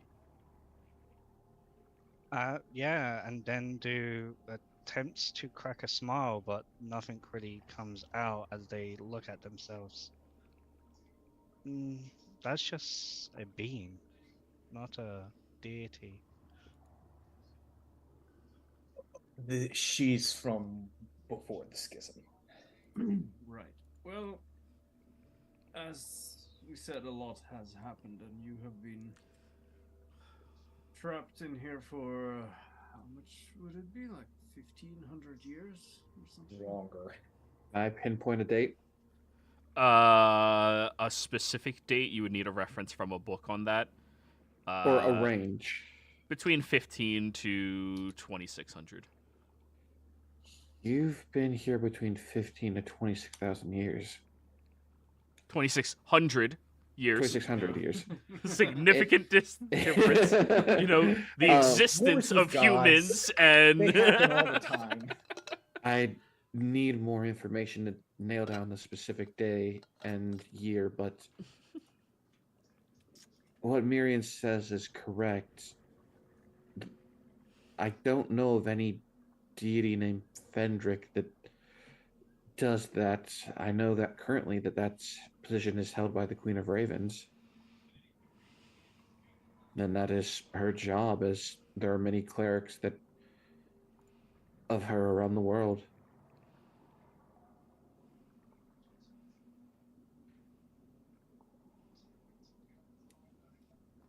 Well, forgive my bluntness, but the past has already happened. What is it?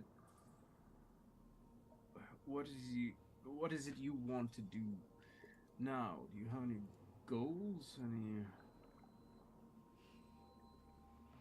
Sacrificed himself to get me out. My goal is to usher those who are dying into death in his honor and name, so he can once more grow in power. What about those who are already, well, supposed to be dead? Those are dead.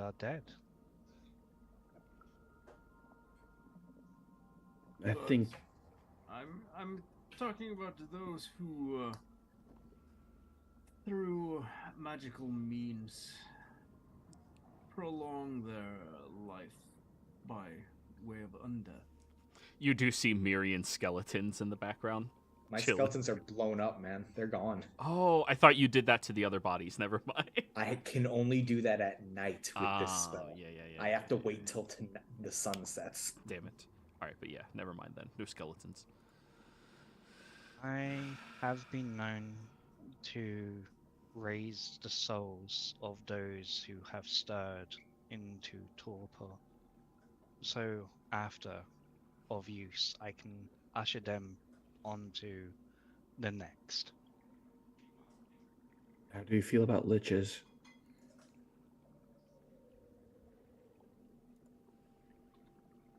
When did liches come into existence in this universe, Joey?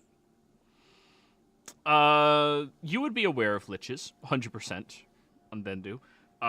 They were the most powerful of mages that went to fight against the Pantheon, because they were the ones that wished to prove that no amount of divine power could limit them.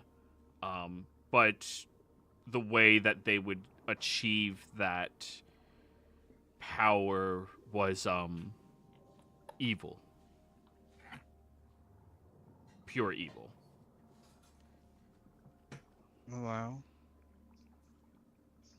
how I stand to be, if there is a lich, I will do whatever's in my power to destroy them and send them on. Well, then we have a common cause. Please explain. Well, you are not the only individual who is, shall we say, out of time. Um, there is another person, a lich, by the name of, well, we don't know his actual name or if this is his actual name, but he goes by Trent Ickathon. Who is, well, many hundreds of years old. And he is our chief enemy at this point. And the enemy of, well, I would say all mortals in this world. He's, well, I don't know his particular or specific goals, rather, in the long term. He does at least work to ascertain as much, or attain as much power as he can, it seems. And he's doing that by corrupting one of the mortal realms here, the Dwendalian Empire. I am from a nation called Tal'Dorei, and we are currently at war with this empire, and it would seem they have been misled in many ways. Before we released you here now, we had a fight not long ago with, well, you can still see some of the corpses. This place has changed greatly. This used to have a glamorous look towards it. I'm sure it did. It is now a desecrated ruin.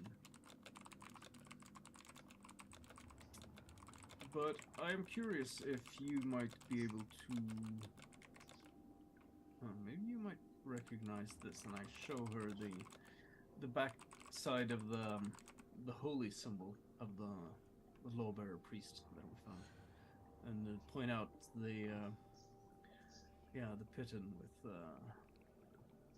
with the barbed wire around it. Okay. Is this symbol something you might recognize? And then you have a faint possibility of this, but you have to roll really well. Religion check. Okay. 17. Not good enough.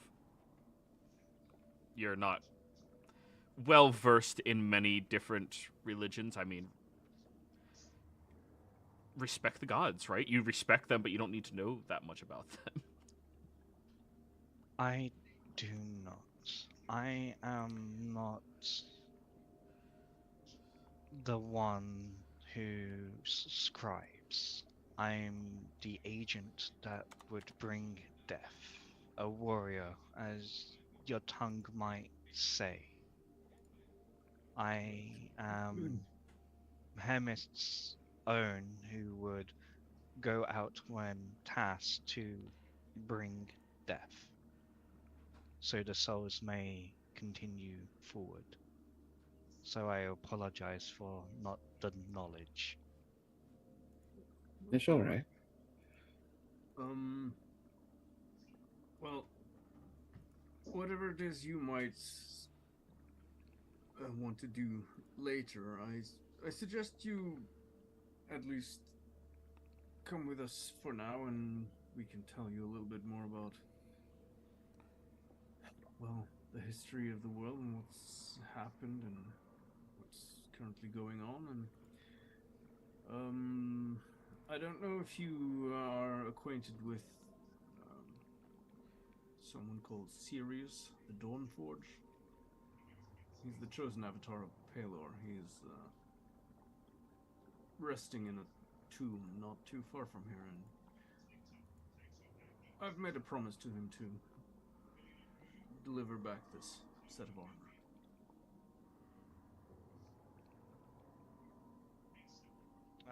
And then it will go towards the fountain to speak into it. Do you wish upon me to follow these adventurers, my lord?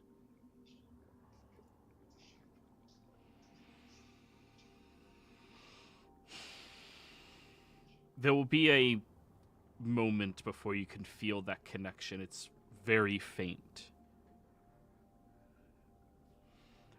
She has been faithful to my dear sister.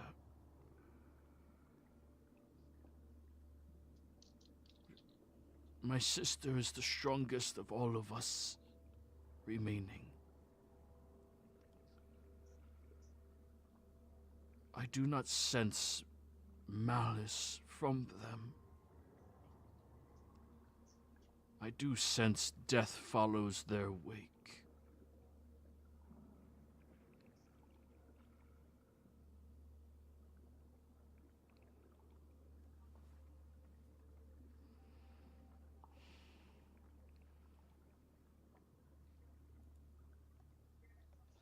And Endo will turn and points towards you, Tosha. I shall follow this one. Very well. Welcome to our crazy adventure, Ender. Welcome to the Riptides. I do not understand what that means. It's what we decided to call our group. A name for when referring to us as a whole, and not a sole individual. Understood. There's a lot to discuss, including, well, the fact that of the siblings, before I found Mama Vusi, there was only one other known worshiper of the six.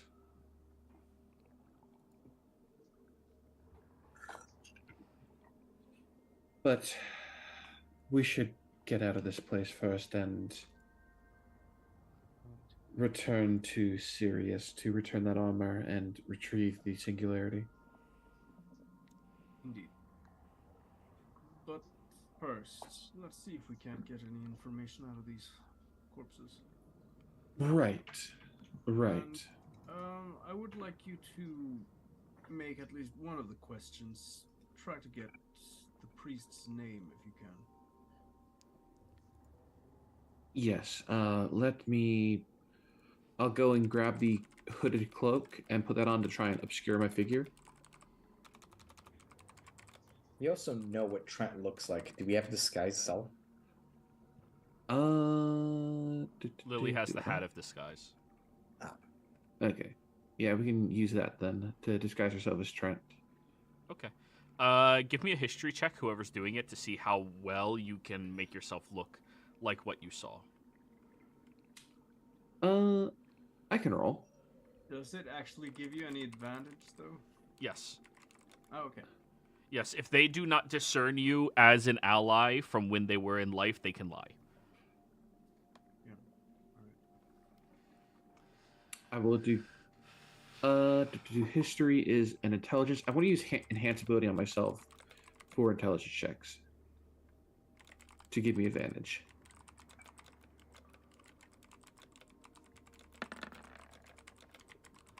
$25. Okay, that's pretty good. So who are you speaking to first? I'll do eyes first. Far away from us.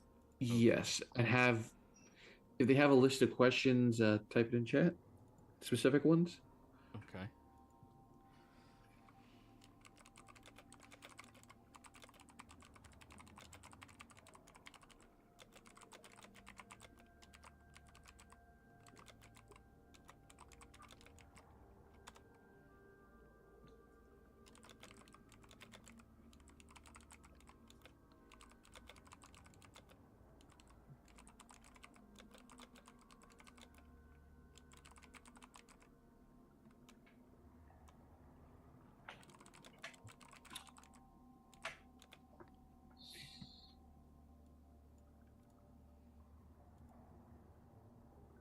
So what's the first one? What was the name of the priest who was with you when you died? Hmm?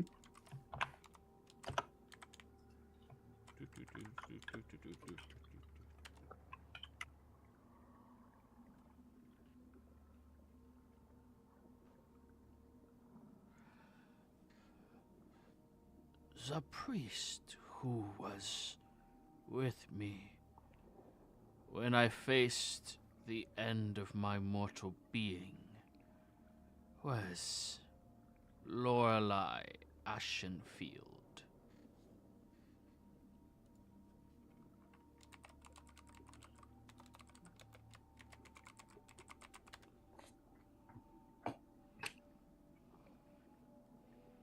Were you successful in being able to use the fountain?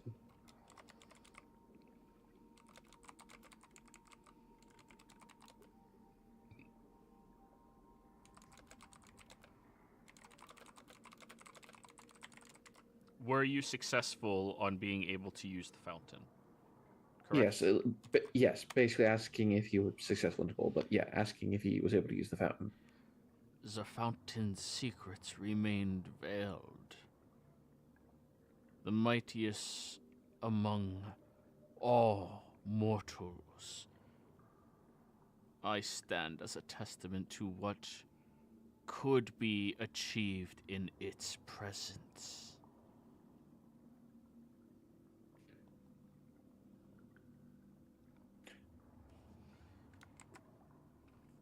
Where did you hide? I believe what the boxes are named Gertrude, but I couldn't remember how to spell that. Yeah, I don't remember if it was just the one that had Gertrude or all of them had Gertrude. Gertrude was the name of the one individuals. Okay. Where did you hide your box as well as your other things? I must retrieve them so that that group cannot get it.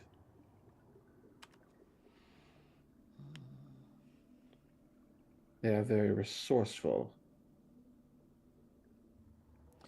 My possessions, including the box, lie concealed in a place only known to my eyes.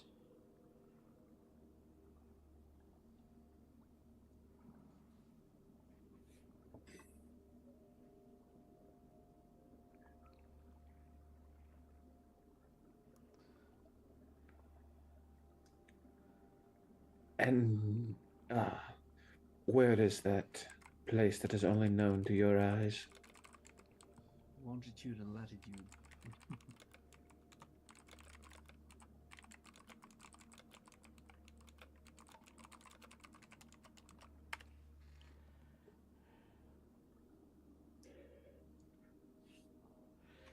The location concealed in between shadows, veiled between worlds, rests in the realm, not quite this one, but not quite another. My own creation. That was your fourth question, correct? Yes. Wait, 1, 2, 3, 4. Yeah. Oh, son of a bitch. Did this fucker put it into a pocket plane? By the sounds of it, yes. Isn't mentioned. W- Did you ask what their next goal was? Not yet. Okay. What was your next goal after here? Where were you supposed to head next? You can only ask one question. That was 2. Ah. Okay. What was your next goal after this location?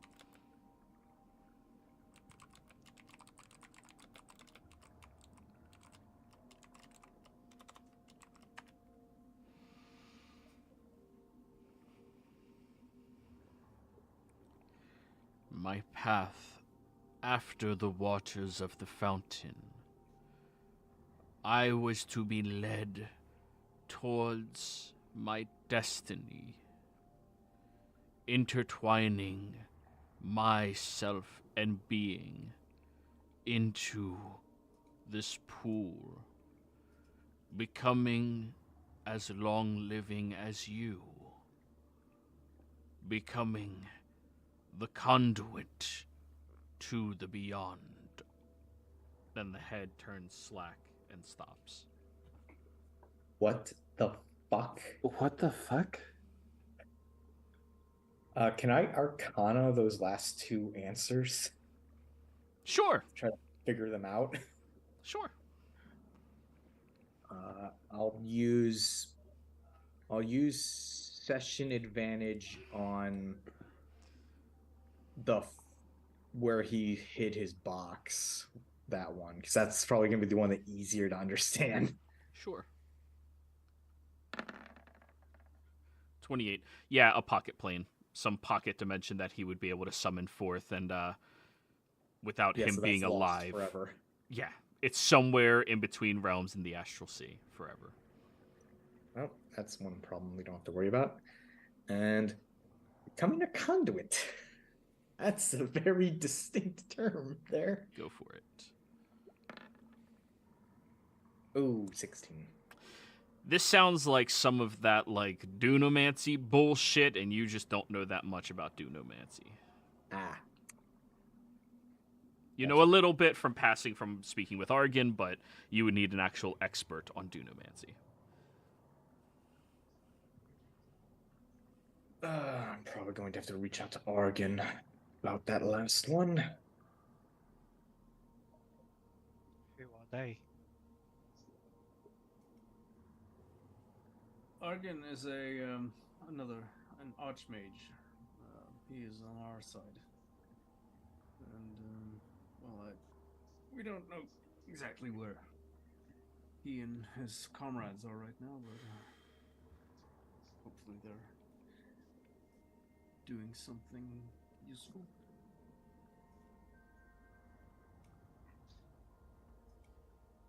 You could always trace the person's belongings if you ever reach the astral sea.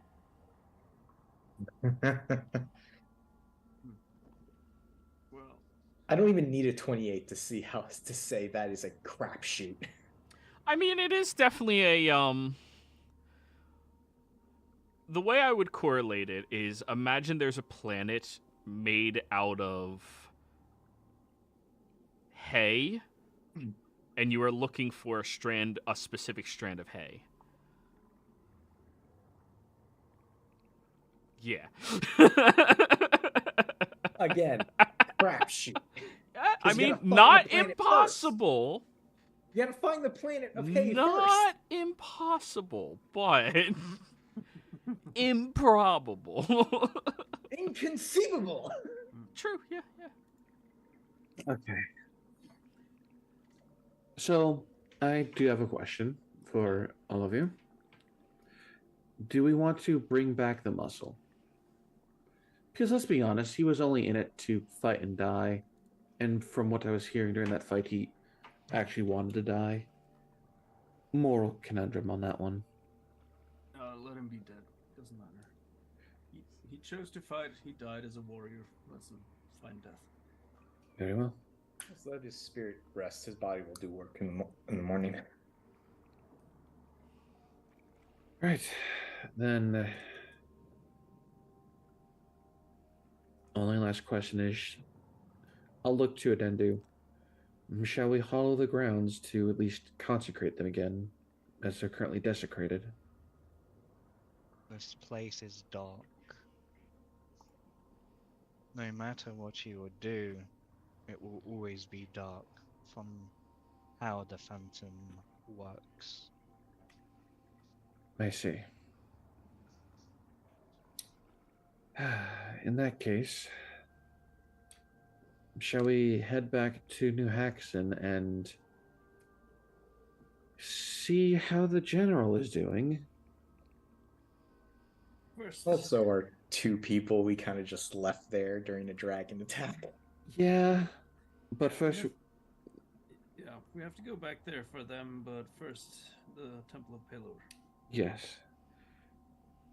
To return the armor. Just Yeah. soaking in a dragon attack and just looking at you guys. It's like, great. Oh, the dragon is our ally that we helped her to temporarily kill the lich in question.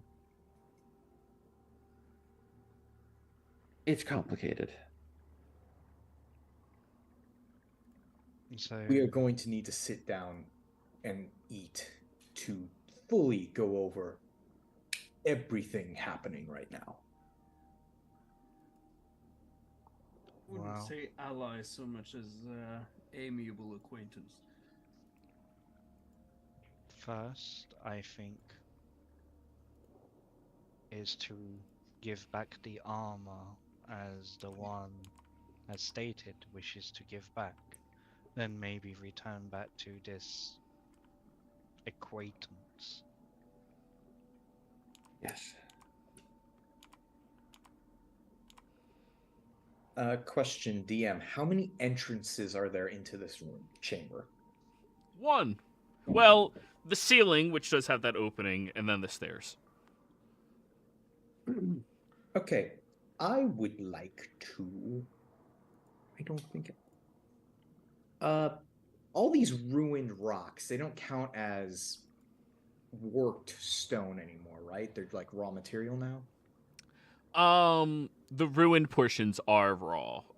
There is still a lot of it that is, what do you call it? Worked still. But the rubble and shit is ruined, so it's just stone. All right. If some people would like to help me block up the only entrance in here to make it so that we can only that we're the only ones that can teleport in and out. Sure. Sure. I can also help attempt to disguise the end of the staircase that it was a natural cave-in. I was going to take a bunch of this rock, plug in the hole, and then fabricate it to be like a 5-foot thick wall. Or, sorry, like effectively filling the entire entrance walkway with the stone. Yeah. Fair enough. How much stone do you need? Joey, how big is the entryway that we came in from? About 8 feet tall and 6 feet wide. It was a spiral staircase, so. Okay, so There's definitely enough rubble. enough rubble that I can fabricate it all the way up to the top of the staircase to make it look like it's a dead end. Enough rubble that you could fabricate just the top of the staircase for like a few feet, not from the base all the way to the top. Okay. Yeah, not that much rubble. That's a lot of fucking stones. I mean, there looks like a lot of rubble on this map. There so is, that- but you walk downwards for a pretty good amount of time. It's a long, I'll give you like 3 feet of stone. Yeah. enough to make it look like this is just a closet. Yeah, sure, yeah. Yeah, that'll The work. place itself is also quite hard to find. Let's not forget that. Yeah. I could move a lot of rubble in an instant if you'd like me to. Let's go up first, then. Close it behind us. We just want this place to be as hidden as we can. Bury it in the sand. Where's a druid with earthquake when you need one? Speaking of earthquake, I do have it. Yeah. Wait, you have earthquake? Yeah. Here's the reason I don't want to use Earthquake, because we want to come back here and free him eventually, if we can. Why is earthquake a cleric spell? Because there are gods. Why that is do it a Earth sorcerer spell? Because seismic power is not controlled solely by the divine. That's fucking bullshit. That should only be druid. I mean, Cord the Earthshaker. Hey, I mean, sure, it could be a thematic spell, but not, hey, you, worshiper of the light. Like, I mean, hey, look. Love causes that earth to shake, man. God damn it. It's silly. Yeah, I mean, yeah, it's fine. It's just I'm just saying, that shit feels like a druid specific spell, Next, you're gonna say you're able to reincarnate people as a cleric. No, know, I I just know. resurrect them. Truly, you do. Hoi, hoi, hoi, You're hoi, like hoi. a Hindu cleric. We're not touching that button. No, I mean that's accurate. Yeah. All right. Let's all start to move the rubble up there. Mirren, you can fabricate, and we can save resources as well. Considering the amount of undead and monsters that are out on the coast now. I'm going to take some time to tell Adendu about the coast, of how it is basically wild magic. It is inhospitable. There are creatures from the war that are here, and it's if there was a level 10, a 10 scale hazard, this place is an 11 in terms of possible dangers.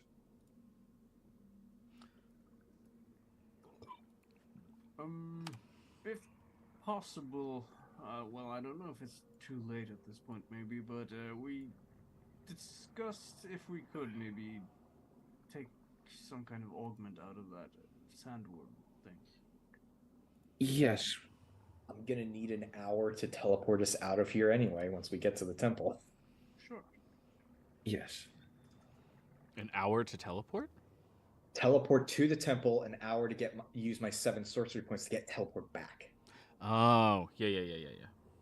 Makes sense. Sorcery points. What? Not arcane recovery, sorry. They work very similarly. Isn't arcane recovery capped at 5? It's half my level rounded down. Keep reading.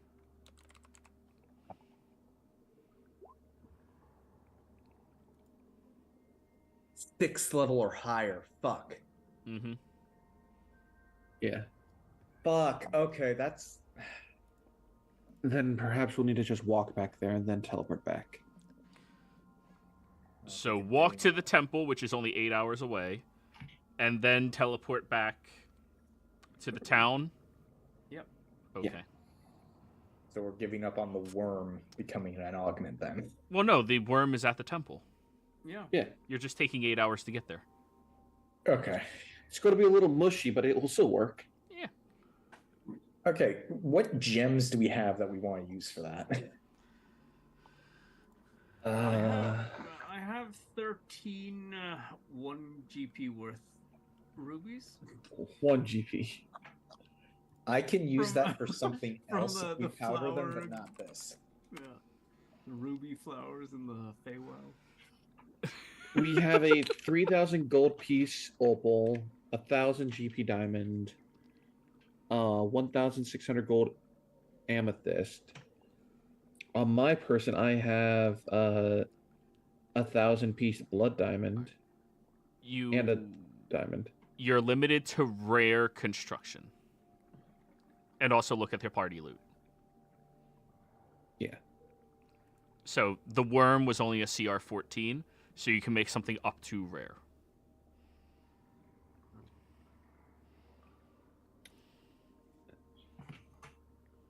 And it'll take 8 hours worth of downtime, as well as a 5th level spell slot.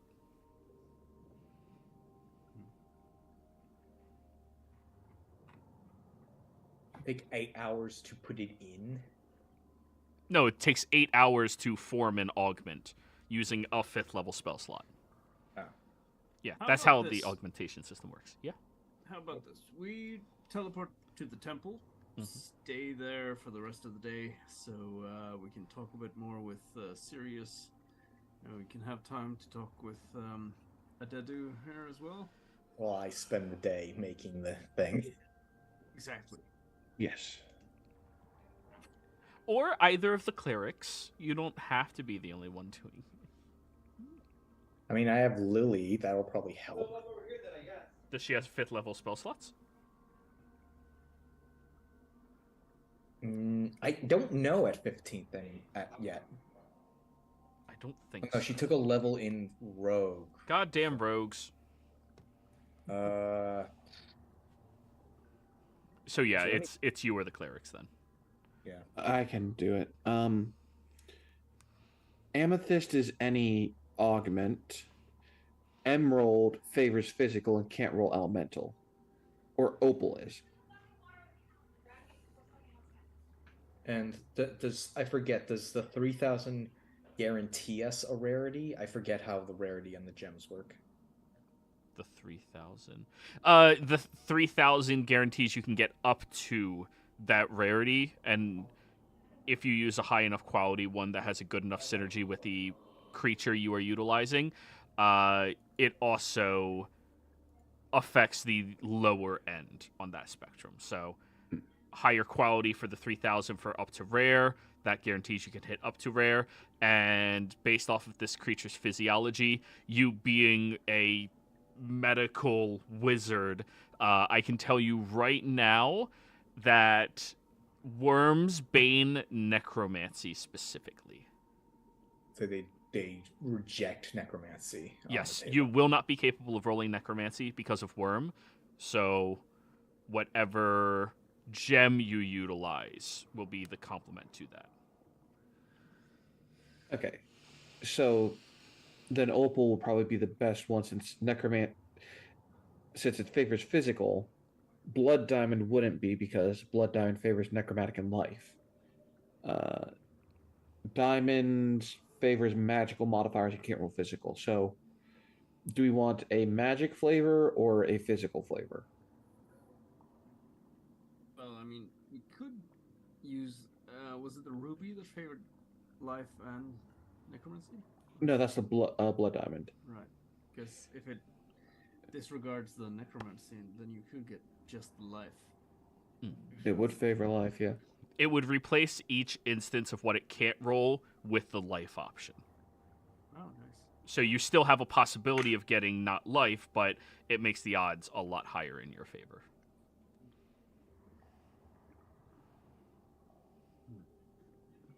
Because the other option is amethyst, which is just any augment.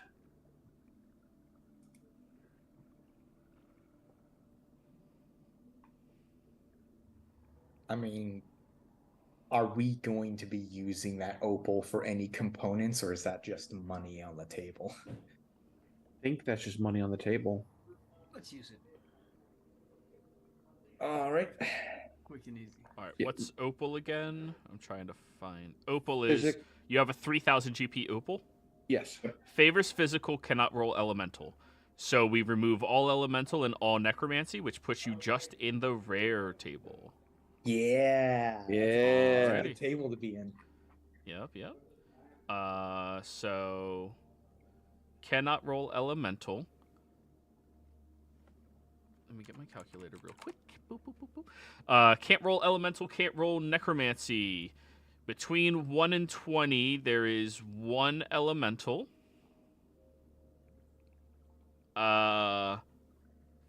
2, 3, 4, 5, 6 elementals. So a total of 6 options that are removed from the rare table. And does that gem favor anything? Physical. So 1, 2, 3, 4, 5. Yeah, that's physical. 5, 6. Oh no, not that one. Not that one. 6. There's exactly 6. Wow, I'm so good at balancing. You know? You ever realize that? Anyways, go ahead and roll your d20. Whoever is the one crafting it. I'll use the spell slot. Such an inspiration. Die. No. Why Because I used it not? already. Oh, okay. Damn. Should have given it to somebody else to do that. Anyways, let's go. And ooh. Cough. Ah, nice, nice. 18? Ooh, That's- 18. Not necessarily. It's like a lottery, unfortunately. No, the higher ones are usually the ones I think are better. But you removed all of the armor gains protection from fire, lightning, acid, thunder, poison, so on and so forth, because those are all elemental. Hmm? Nice. Yes. But that is a speed quality augment. Oh. Exactly does that do again? Is it the haste for 1 minute or something? We'll find out once he copies and pastes. Yeah. So, this augment can only be placed into boots specifically. All right. We're typing it down now. You can use a bonus action to click the heels together. If you do, the boots double your walking speed, and any creature that makes an opportunity attack against you has disadvantage on the attack roll. If you click your heel together again, you end the effect. The boots property has a total of 10 minutes worth of function between long rests. And it can only go into boots. So if your boots have 2 augment slots, Bernie, you can have trailblazing boots of speed. Yeah. As we discussed previously, is there anything scarier than a fast paladin? Yeah. Wait, his trailblazing boots are an augment? Yeah. Trailblazer augment. Yeah, Oh, they are. jeez. I thought that was a magic item. I thought that was too. No, it's the augment he's had in those boots for forever. Yeah. That would actually be really nice. That's a really good thing to replace that with with. The boots of Trailblazer have helped him out tremendously. Yeah, they are. Bernie, really, is it a 2-slot or a good. 1-slot boot? I don't actually have that noted down. I think they're 1-slot boots. It's probably 1 'cause I slot. got- You've had this yeah. for forever. Yeah, I had But- that a long time ago. I mean, if only you knew an artificer who could tinker with items on the daily and just snap her fingers and be able to fix anything however she wants. Sure, Yeah, if only. If only. Yeah. So are you putting in an order for boots? Sure.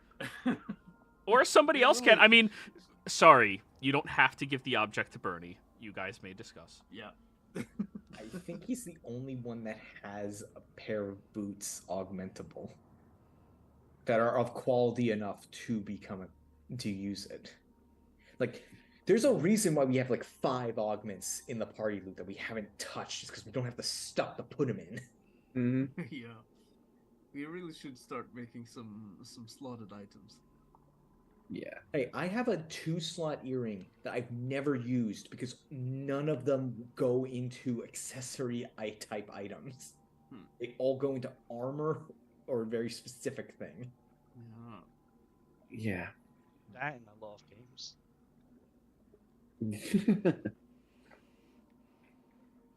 All right. With that, let's get to Sirius. Now that's done. Well, this happened over the course of you being at the temple. Okay. Sirius is not active Awake. anymore. Yeah, he awakened as a safety precaution before because there was a threat nearby. Without there being an active threat nearby, Sirius is in his rested state. Right. Well, once we get to the temple, I'll start taking off the plate mail, Mhm. and once that's fully doffed, I'll go over and look for a suitable place to put it. There's an armor stand next to his crypt. Now, We're about to weaken the Bernie's this. Undendu, you recall this temple to Paylor being out here. It was a safe haven for every individual who tried to interact with this coast in order to stave off against all of the mages, wizards, and whatever else have you. However, it is far more decrepit now. Broken down, half buried under large segments of mountains, miskept, unused. Ignore the... Well, no, you would see the battlefield that took place here recently as well. Can't see anything. we can fix that real quick. Thank you. There you go. Oh. You're also very quiet right now. Oh, sorry. That's my natural state. Hi. Do we see the big creature on the steps? What, this? Yeah. Yeah, it's dead. Okay. Yeah, that's the one we're taking the augment out of. Okay. They killed Yeah, it. that's the one we killed. Yeah, that's the thing that caused a lot of problems. Hmm. There's also craters in here from meteors. Yep. Oh yeah. Yeah. This place has seen better. It sure has. No. We almost died, all of us, I think. So, But we didn't. Undead Do, you would know that Paylor is the shepherd of the common folk. As far as the mainstream gods goes, by far, without a doubt, the kindest one. Having relationship with farmers, crop growers, small cities, the people forgotten about by most others. It's very saddening to see the state of Paylor's worship nowadays. I mean, they literally only ever aspired to help the common folk. The people who didn't want to be bothered with drama, wars, politics, stupid things.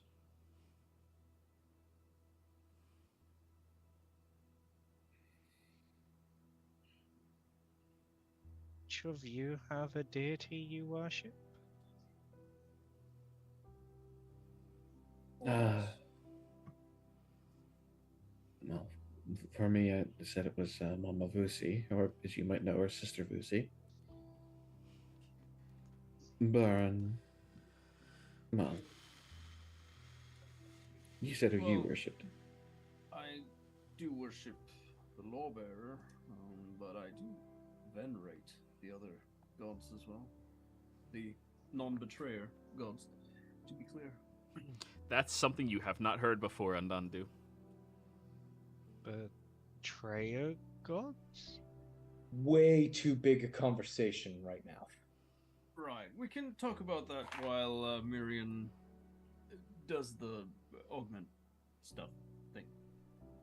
Right, go ahead and talk. Paul should decide to do that. Yeah. So, I got some other things I have to do. Oh, here. right, yeah. all right then. So- Bernie has to talk because you're working on the thing, Tolsha. Hmm? Yeah. Let's see the paladin's perspective, the one not proficient in religion. Oh, he's not proficient in religion. Oh, I'm so sorry. I thought about every other paladin ever. I apologize. Go Paladins. Hey, you don't need to know about your religion. You just need to believe in it. Right. That's how that works. But go ahead. Well, this is where my knowledge as a player kind of falls short a little bit. I'm not sure exactly how that conflict started. But Do you have food? Do you need food? if I need food, Yes. not right now. I can make food if necessary. Well, not today, but tomorrow. But now we have Nope. some food. Are you hungry? I never been asked that. You've never been asked if you're hungry. Yes. Okay, well, so you don't eat? I don't believe I need to. Okay, but you can. I Have you believe never so. eaten anything? No. I'll need to bring you along to visit my mom once. She makes one hell of some crabby pancakes, we call them. Ah,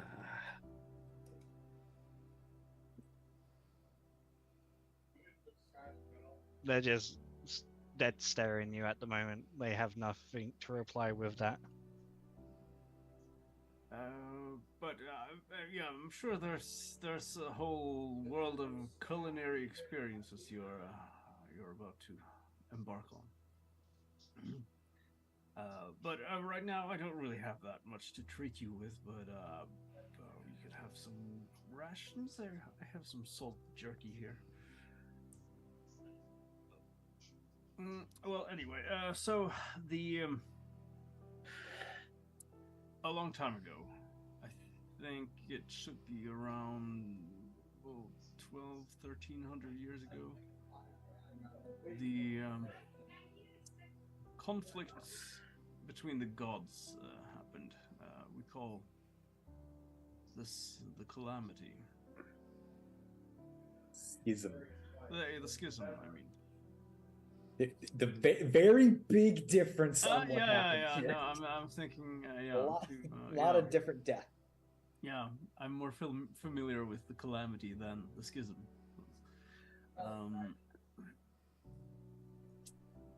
There were many of the gods who,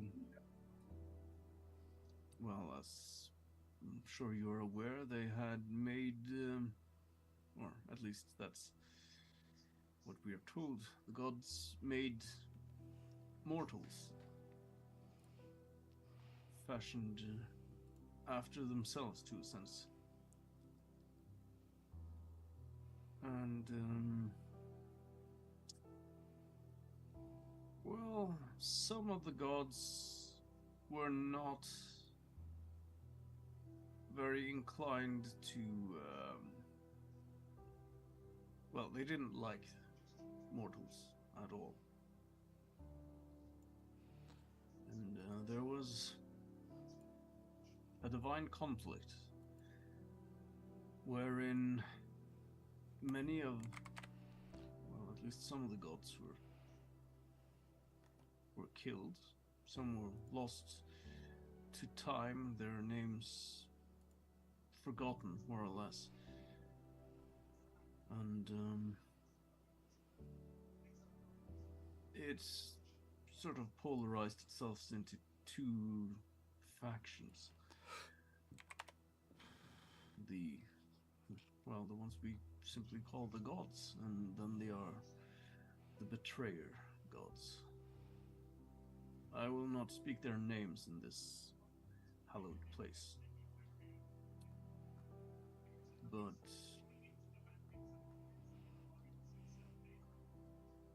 suffice to say, they are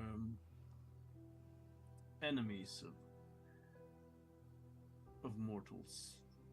Although they might try to present themselves as allies or friends in some cases, for the most part they do not like mortals, except maybe for the sake of our souls. There are stories, some doctrines that say the worship of mortals is what gives the gods power. I'm not entirely sure about the truth of this, but at least it would explain why they seek our souls to empower themselves, and why they would like to lure us into worshipping them or following them, or trading our souls to them for a short-term, lifelong bargain as warlocks or similar. I'm sure you're familiar with that kind of deal. Yes, this was a type of thing when I was still before the Fountain, where others would commune and offer their services for gains, be it love, power. But some tends to fake death or try to cheat death, and that is where I would come along as the Reaper. But among the most well-known and most worshipped gods that are still being venerated by humans and, well, every other mortal races, there is, as you know, the Dawnfather, Pelor. Although his temple here is old and dilapidated, he commands a lot of respect out in the world from most people. There is my own goddess, the Lawbearer. She is the guardian of civilization. She administers justice, upholds the law, and she is also a goddess of innovation. Not many people actually think about this fact that much, but innovation, finding new ways to better the world is also within her domain, as it were. But of course, she also acts as a judge to punish those who seek to destroy civilization, seek to break the laws that facilitate existence on this world. There is the Allhammer, sometimes known as Moradin. He is very highly respected, especially among the dwarves. He's a god of creation and forging. He's also said to be the one who creates mortal souls. There is a younger deity, or, well, I shouldn't say younger, but a recently discovered one called Sarenrae. She goes by the title of the Everlight.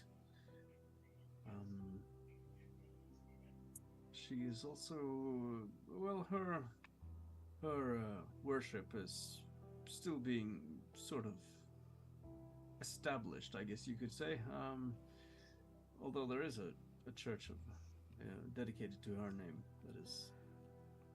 that is spreading across the world. She's a goddess of redemption, generally seeing the good, trying to strive for, well, goodness. All of these gods, more or less, do strive for goodness, though they have different approaches to it.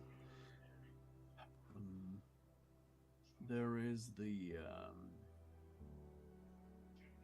Raven Queen. She is the god of death, god of the dead, also.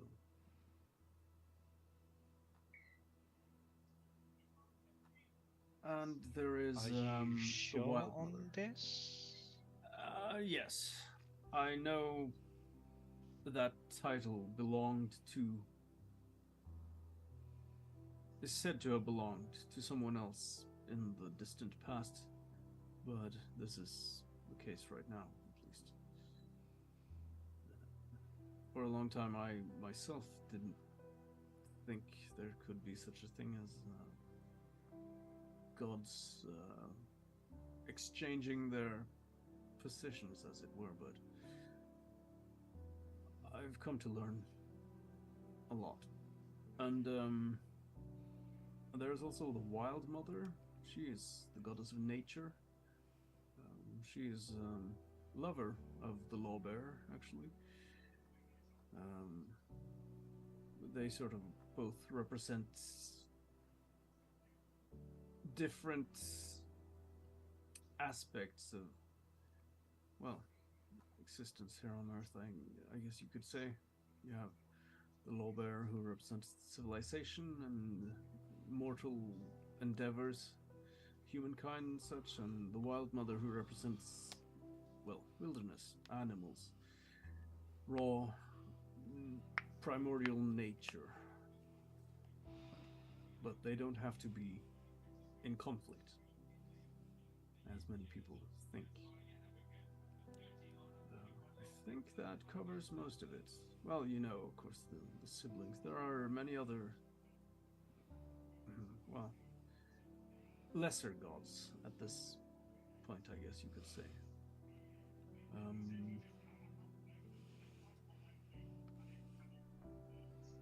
Yeah. Are there any questions you have?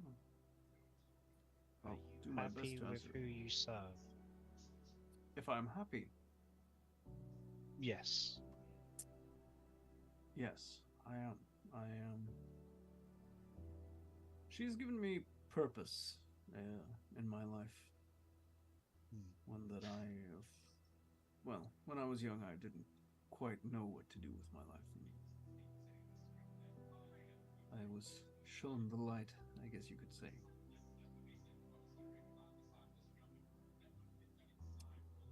That is always good. Was you an evil person before? I wouldn't say no. I wasn't evil. Just in need of guidance, I guess you could say. Well, I was always kind of sort of a guardian for my younger brother. Well, he's actually my twin, but I was born first, so he's my younger brother. But yeah, he also entered into her service actually, but he doesn't quite share my temperament when it comes to the ideals of duty and vigilance, I guess you could say. Upholding the law is not his best strength. How did you come to be with the group you are with? Well, that is actually quite a tale. We, well, Miriam and Tulsa here, we are actually siblings. Well, to be technical, half siblings. We share a father. But as you can see, we are all different races. And well, I don't want to go too much into the detail, but we met through well, some letters we all received, where our father asked to meet us, or rather summoned us, I guess you could say. Most of us answered the call out of curiosity, I would think. I wanted to get some closure on that question, just knowing who my father was, and then I intended to go back home, but stuff happened. So yeah, Lily here is well, she's an adoptive sister of Miriam, first and foremost, but she's since been adopted by the group as well, I guess you could say. And it's also fair to say that we've all gone through some changes over the last. How long has it been actually? 3 years now? About 2.5. Yeah. She used to. She used to be a dragonborn, but she died through my fault, and well, we managed to bring her back, but in a different horn. I just thought that was a metallic dragon. Well, you're technically not too far off the mark. But yeah, she's not actually a dragon, although she might very well think she is at times. Well, we do have a couple other siblings. They are currently in the city of New Haxon. At least two of them. There's Okus.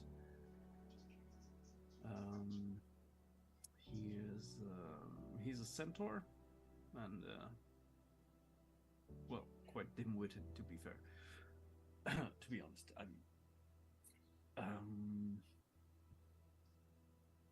and there is also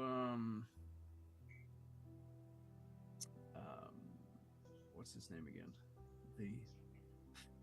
The first guy we met, our siblings, the older one. Oh fuck! That was a while ago. Yeah, I went to visit him. Person? Your brother that you met over at Camp Yeah, Crystal Grendel. Lake. Grendel, yeah. Grendel. The Yeah. feral tiefling variant. Yes. Emphasis The on one that was actually raised by him. So, are you some type of devil? I guess some people would say that, but no. I would prefer not to be, if that's possible. I do possess some infernal heritage. So I guess you could say there is a bit of a devil in me. But yeah, Is I'm not that a actually problem? devil. If it's a problem, Yes, you seem to dislike that fact.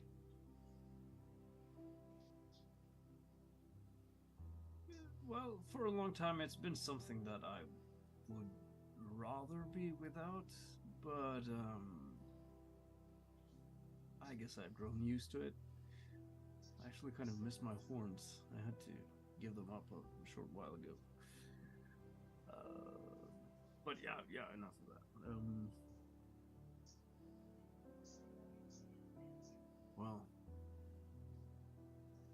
how about it's a bit difficult for me to sort of go about answering the history of the world, if that is what you would like to know. But history is not my strongest subject, unless it's tied into religious history. That's a bit more. It seems what I know is classified as ancient history. You should tell her some of the betrayers so that she is aware of them. He said he did not wish to speak upon sacred grounds, which if I'll do they it. are I don't class- care. Paladins, wizards. If it means so much to you, I'll do it outside the door. outside the door. You know, they can't hear me if I'm outside, right? Let's step out front and take a little smoke, all right? Just Literally an inch past the threshold, it's already smoking now. Because the thing is, it will probably be safe to say it here. Probably safer than many other places, but it's not very respectful, and I think we should be respectful here. Why would it be disrespectful to inform someone of them that they have been actively and both in the past and currently, most likely, a pain in everyone's behinds? Because you don't call upon the name of the enemy of the god whose temple you are in.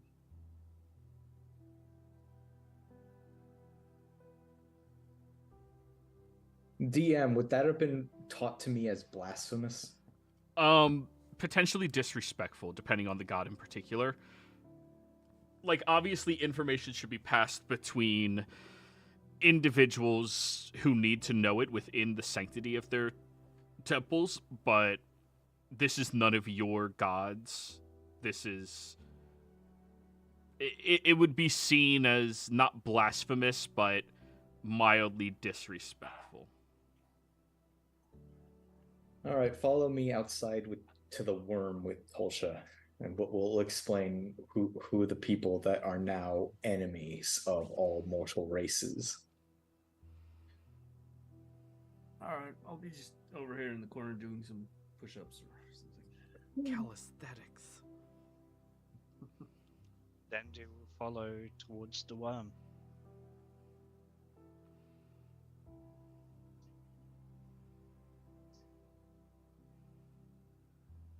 So I'm just going to be relatively quick. We don't know a lot of their names. We mainly know their titles. First off, making sure I'm off the stone, so I'm not technically on the holy ground. Yeah. Zahir. The one associated with snakes and Yanti.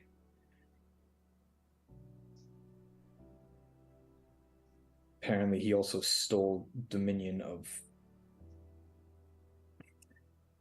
Actually, did Tolsha ever talk to us about that? That Zahir stole one of Mamavusi's dominions? I did, yes. Okay, which one was that? Tolsha has not been withholding information. Fucks it here. Like, just... I don't think she ever told me which domain he took. Was it with blood associated with family? No, because she still has that. That's one of her primary domains. Apparently he stole something from Mama Vusi, Sister Vusti. Forgive me if I'm using modern vernacular. One of her domains. One is the Crawling King. I don't know that much about him. Apparently he was a big deal on this side of the continent during the war.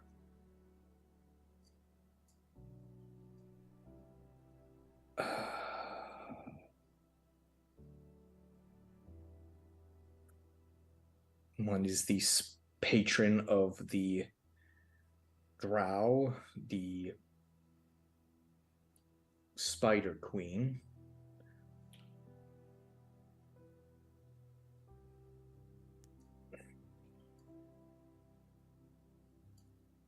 Then there's the Lord of the Hells.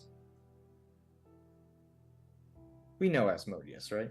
Oh, absolutely, yeah. Yeah, we met one of his followers. Right. Are you proficient in religion, Mirian? Yes, I am. I took that. Okay. Oh, and also your interaction thanks to Bernie.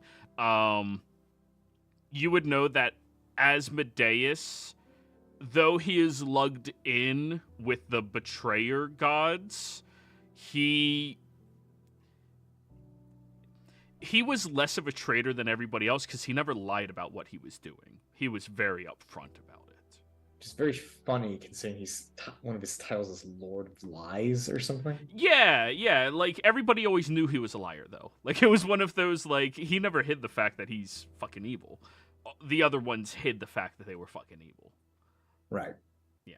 But he is a betrayer because he did betray everybody, but he's kind of like that asshole who was like, I'm gonna fuck you up. Right. And then he tried. And the last one I think of the type, I don't know if Miriam would know this, the Chained Oblivion? You would know Is about that the one Chained that's- Oblivion. I do? Yeah, of course. The Crawling King, the Chained Oblivion. Oh, There's- I'm sorry. I thought those were two different people. Yes, I- those two are both in the same category of, like, you rarely know about them, but you would be passively knowledgeable about them on their betrayal. What their real names are, you are unaware. Right. And we actually have a relatively recent addition to that list, technically. Some idiot from the age of Arcanum found a way to become a god within the last 200 years, and a bunch of heroes known as Vox Machina pushed him beyond the divine gate. And now we have Vecna, the god of secrets. Don't forget Tiamat. Tiamat, right. I always forget the dragon. Lily just gives you a look. Hey, we killed the guy that... We killed that one. Yeah, we killed the follower. She was just giving you a look. Lily, I was never good at religious studies. You know this. Mm-hmm. Coming jogging out again. Just I forgot to tell you about Bahamut. He's the counter to Tiamat. He's the good dragon god. No respect to the dragons. Platinum dragon. There's also interfighting between them of the Spider Queen and the Crawling King hunting after the followers of the Cloak Serpent.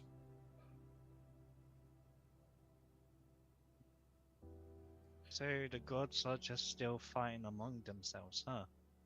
Well, there was an incident during the calamity that changed a lot. I would. The incident that caused the calamity, you mean? I'm referring to the matron of raid.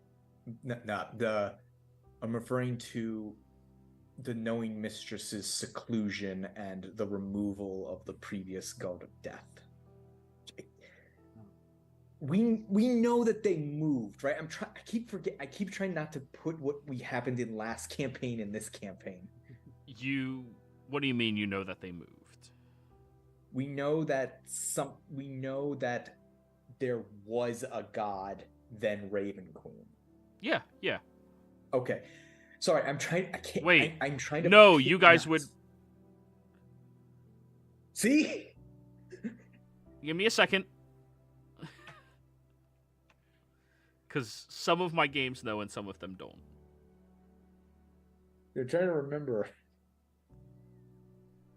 Yes, you guys spent some time with Tiffany, correct? Yes. Yeah. Then yes. Yes, that was you guys then. You are aware that there was a god that was the progenitor of... Not the progenitor. There was a god who ruled over the domain of the Raven Queen before her. You just don't know who it was. Which apparently... Fendrick. Their name has been stricken from history. Yeah, but apparently a den dude called them Fendrick.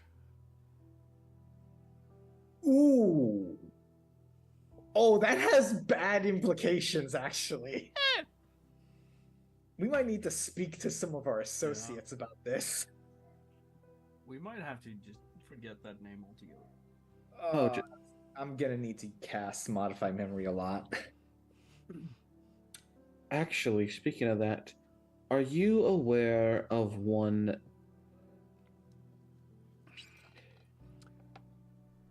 named... And I'm going to whisper this closer to Adendu so it's not like super out loud. A say-so. Oh my god. If you're gonna do that, ask Miri, go in the temple to do that, because that's protected. We don't know who. All I said was ask, like, you're not going to be able to forget that, are you? We were also told specifically that is the goddess of creation. We were not told that. Yes, we were, by the talking head. Yeah. Oh, wait, yeah. But he did a lot of talking, to be fair, but yeah. Yeah.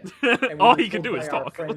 We were told by our friends, don't talk about that. And also, I feel Hey, she talked about it. It's fine. Also, I feel like our dragon friend, this might be one, I don't know. Janice? Janice? Yes. We know so much shit we should. Remember Janice? Remember when we were Janice. letting her use the artifact? She said in Draconic, Janice. And, well... Can we say we went back inside the temple the minute we started talking about this weird gods we don't know anything about? Well, she can't. Shit? She's fucking with the worm. She can. Right. Never mind. Look. It's all right. Let's just not go too much into forbidden knowledges and stuff right now, please? Adendu, since they did present the Yes. information to you, I can tell you that you do have a little bit of knowledge about Jonas. You do not have knowledge about Aseso. Okay. The name sounds familiar, but you don't have specific knowledge about Aseso. You do have a little bit of knowledge about Jonas, but I'll just leave it at that since everybody doesn't want to actually know. They just want to know that they don't really want to know, but they want to know, right? Just Want to know? We don't want to drop a nuke on us. Hey, I'm okay with it. I know those names, yes. We're also in the same place where we previously got nuked, so...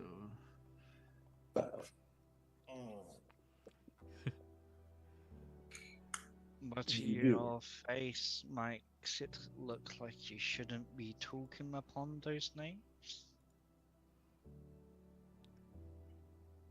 Well, we're simply being a little bit cautious because, well, first of all, we don't know always who might be listening. We don't. Well, right now, I think it's fairly safe for us to speak, but you never know, and suddenly one of us might reveal something that is supposed to not be said out loud, as it were. Do it. We simply want this world to be safe. And some knowledges are not always safe in the hands of mortals, no matter how well-meaning they might be. All right. Now, around this time, Mirian, you receive back a sending from Argon. Oh yeah. And during my vacation and week off, you guys can message back and forth with whatever amount of sendings you need to do what you're doing, and see what information can be parlayed between the groups. But we are calling the session here, everybody. We have no session next week, but we will be back the following after I'm back from my vacation, spending some time with the nephews and nieces, that 3 of them have birthdays within a week of each other, so... Oh jeez. Oh, it's gonna be a... Hello. I'm so sorry. We're doing laser tag! I'm excited. So, So you're going to eat all the cake. Happy birthday! yeah. Happy birthday to them. But yes, players, thank you all very much for playing. Viewers, thank you for watching. Hope you all had a great time. Goodbye.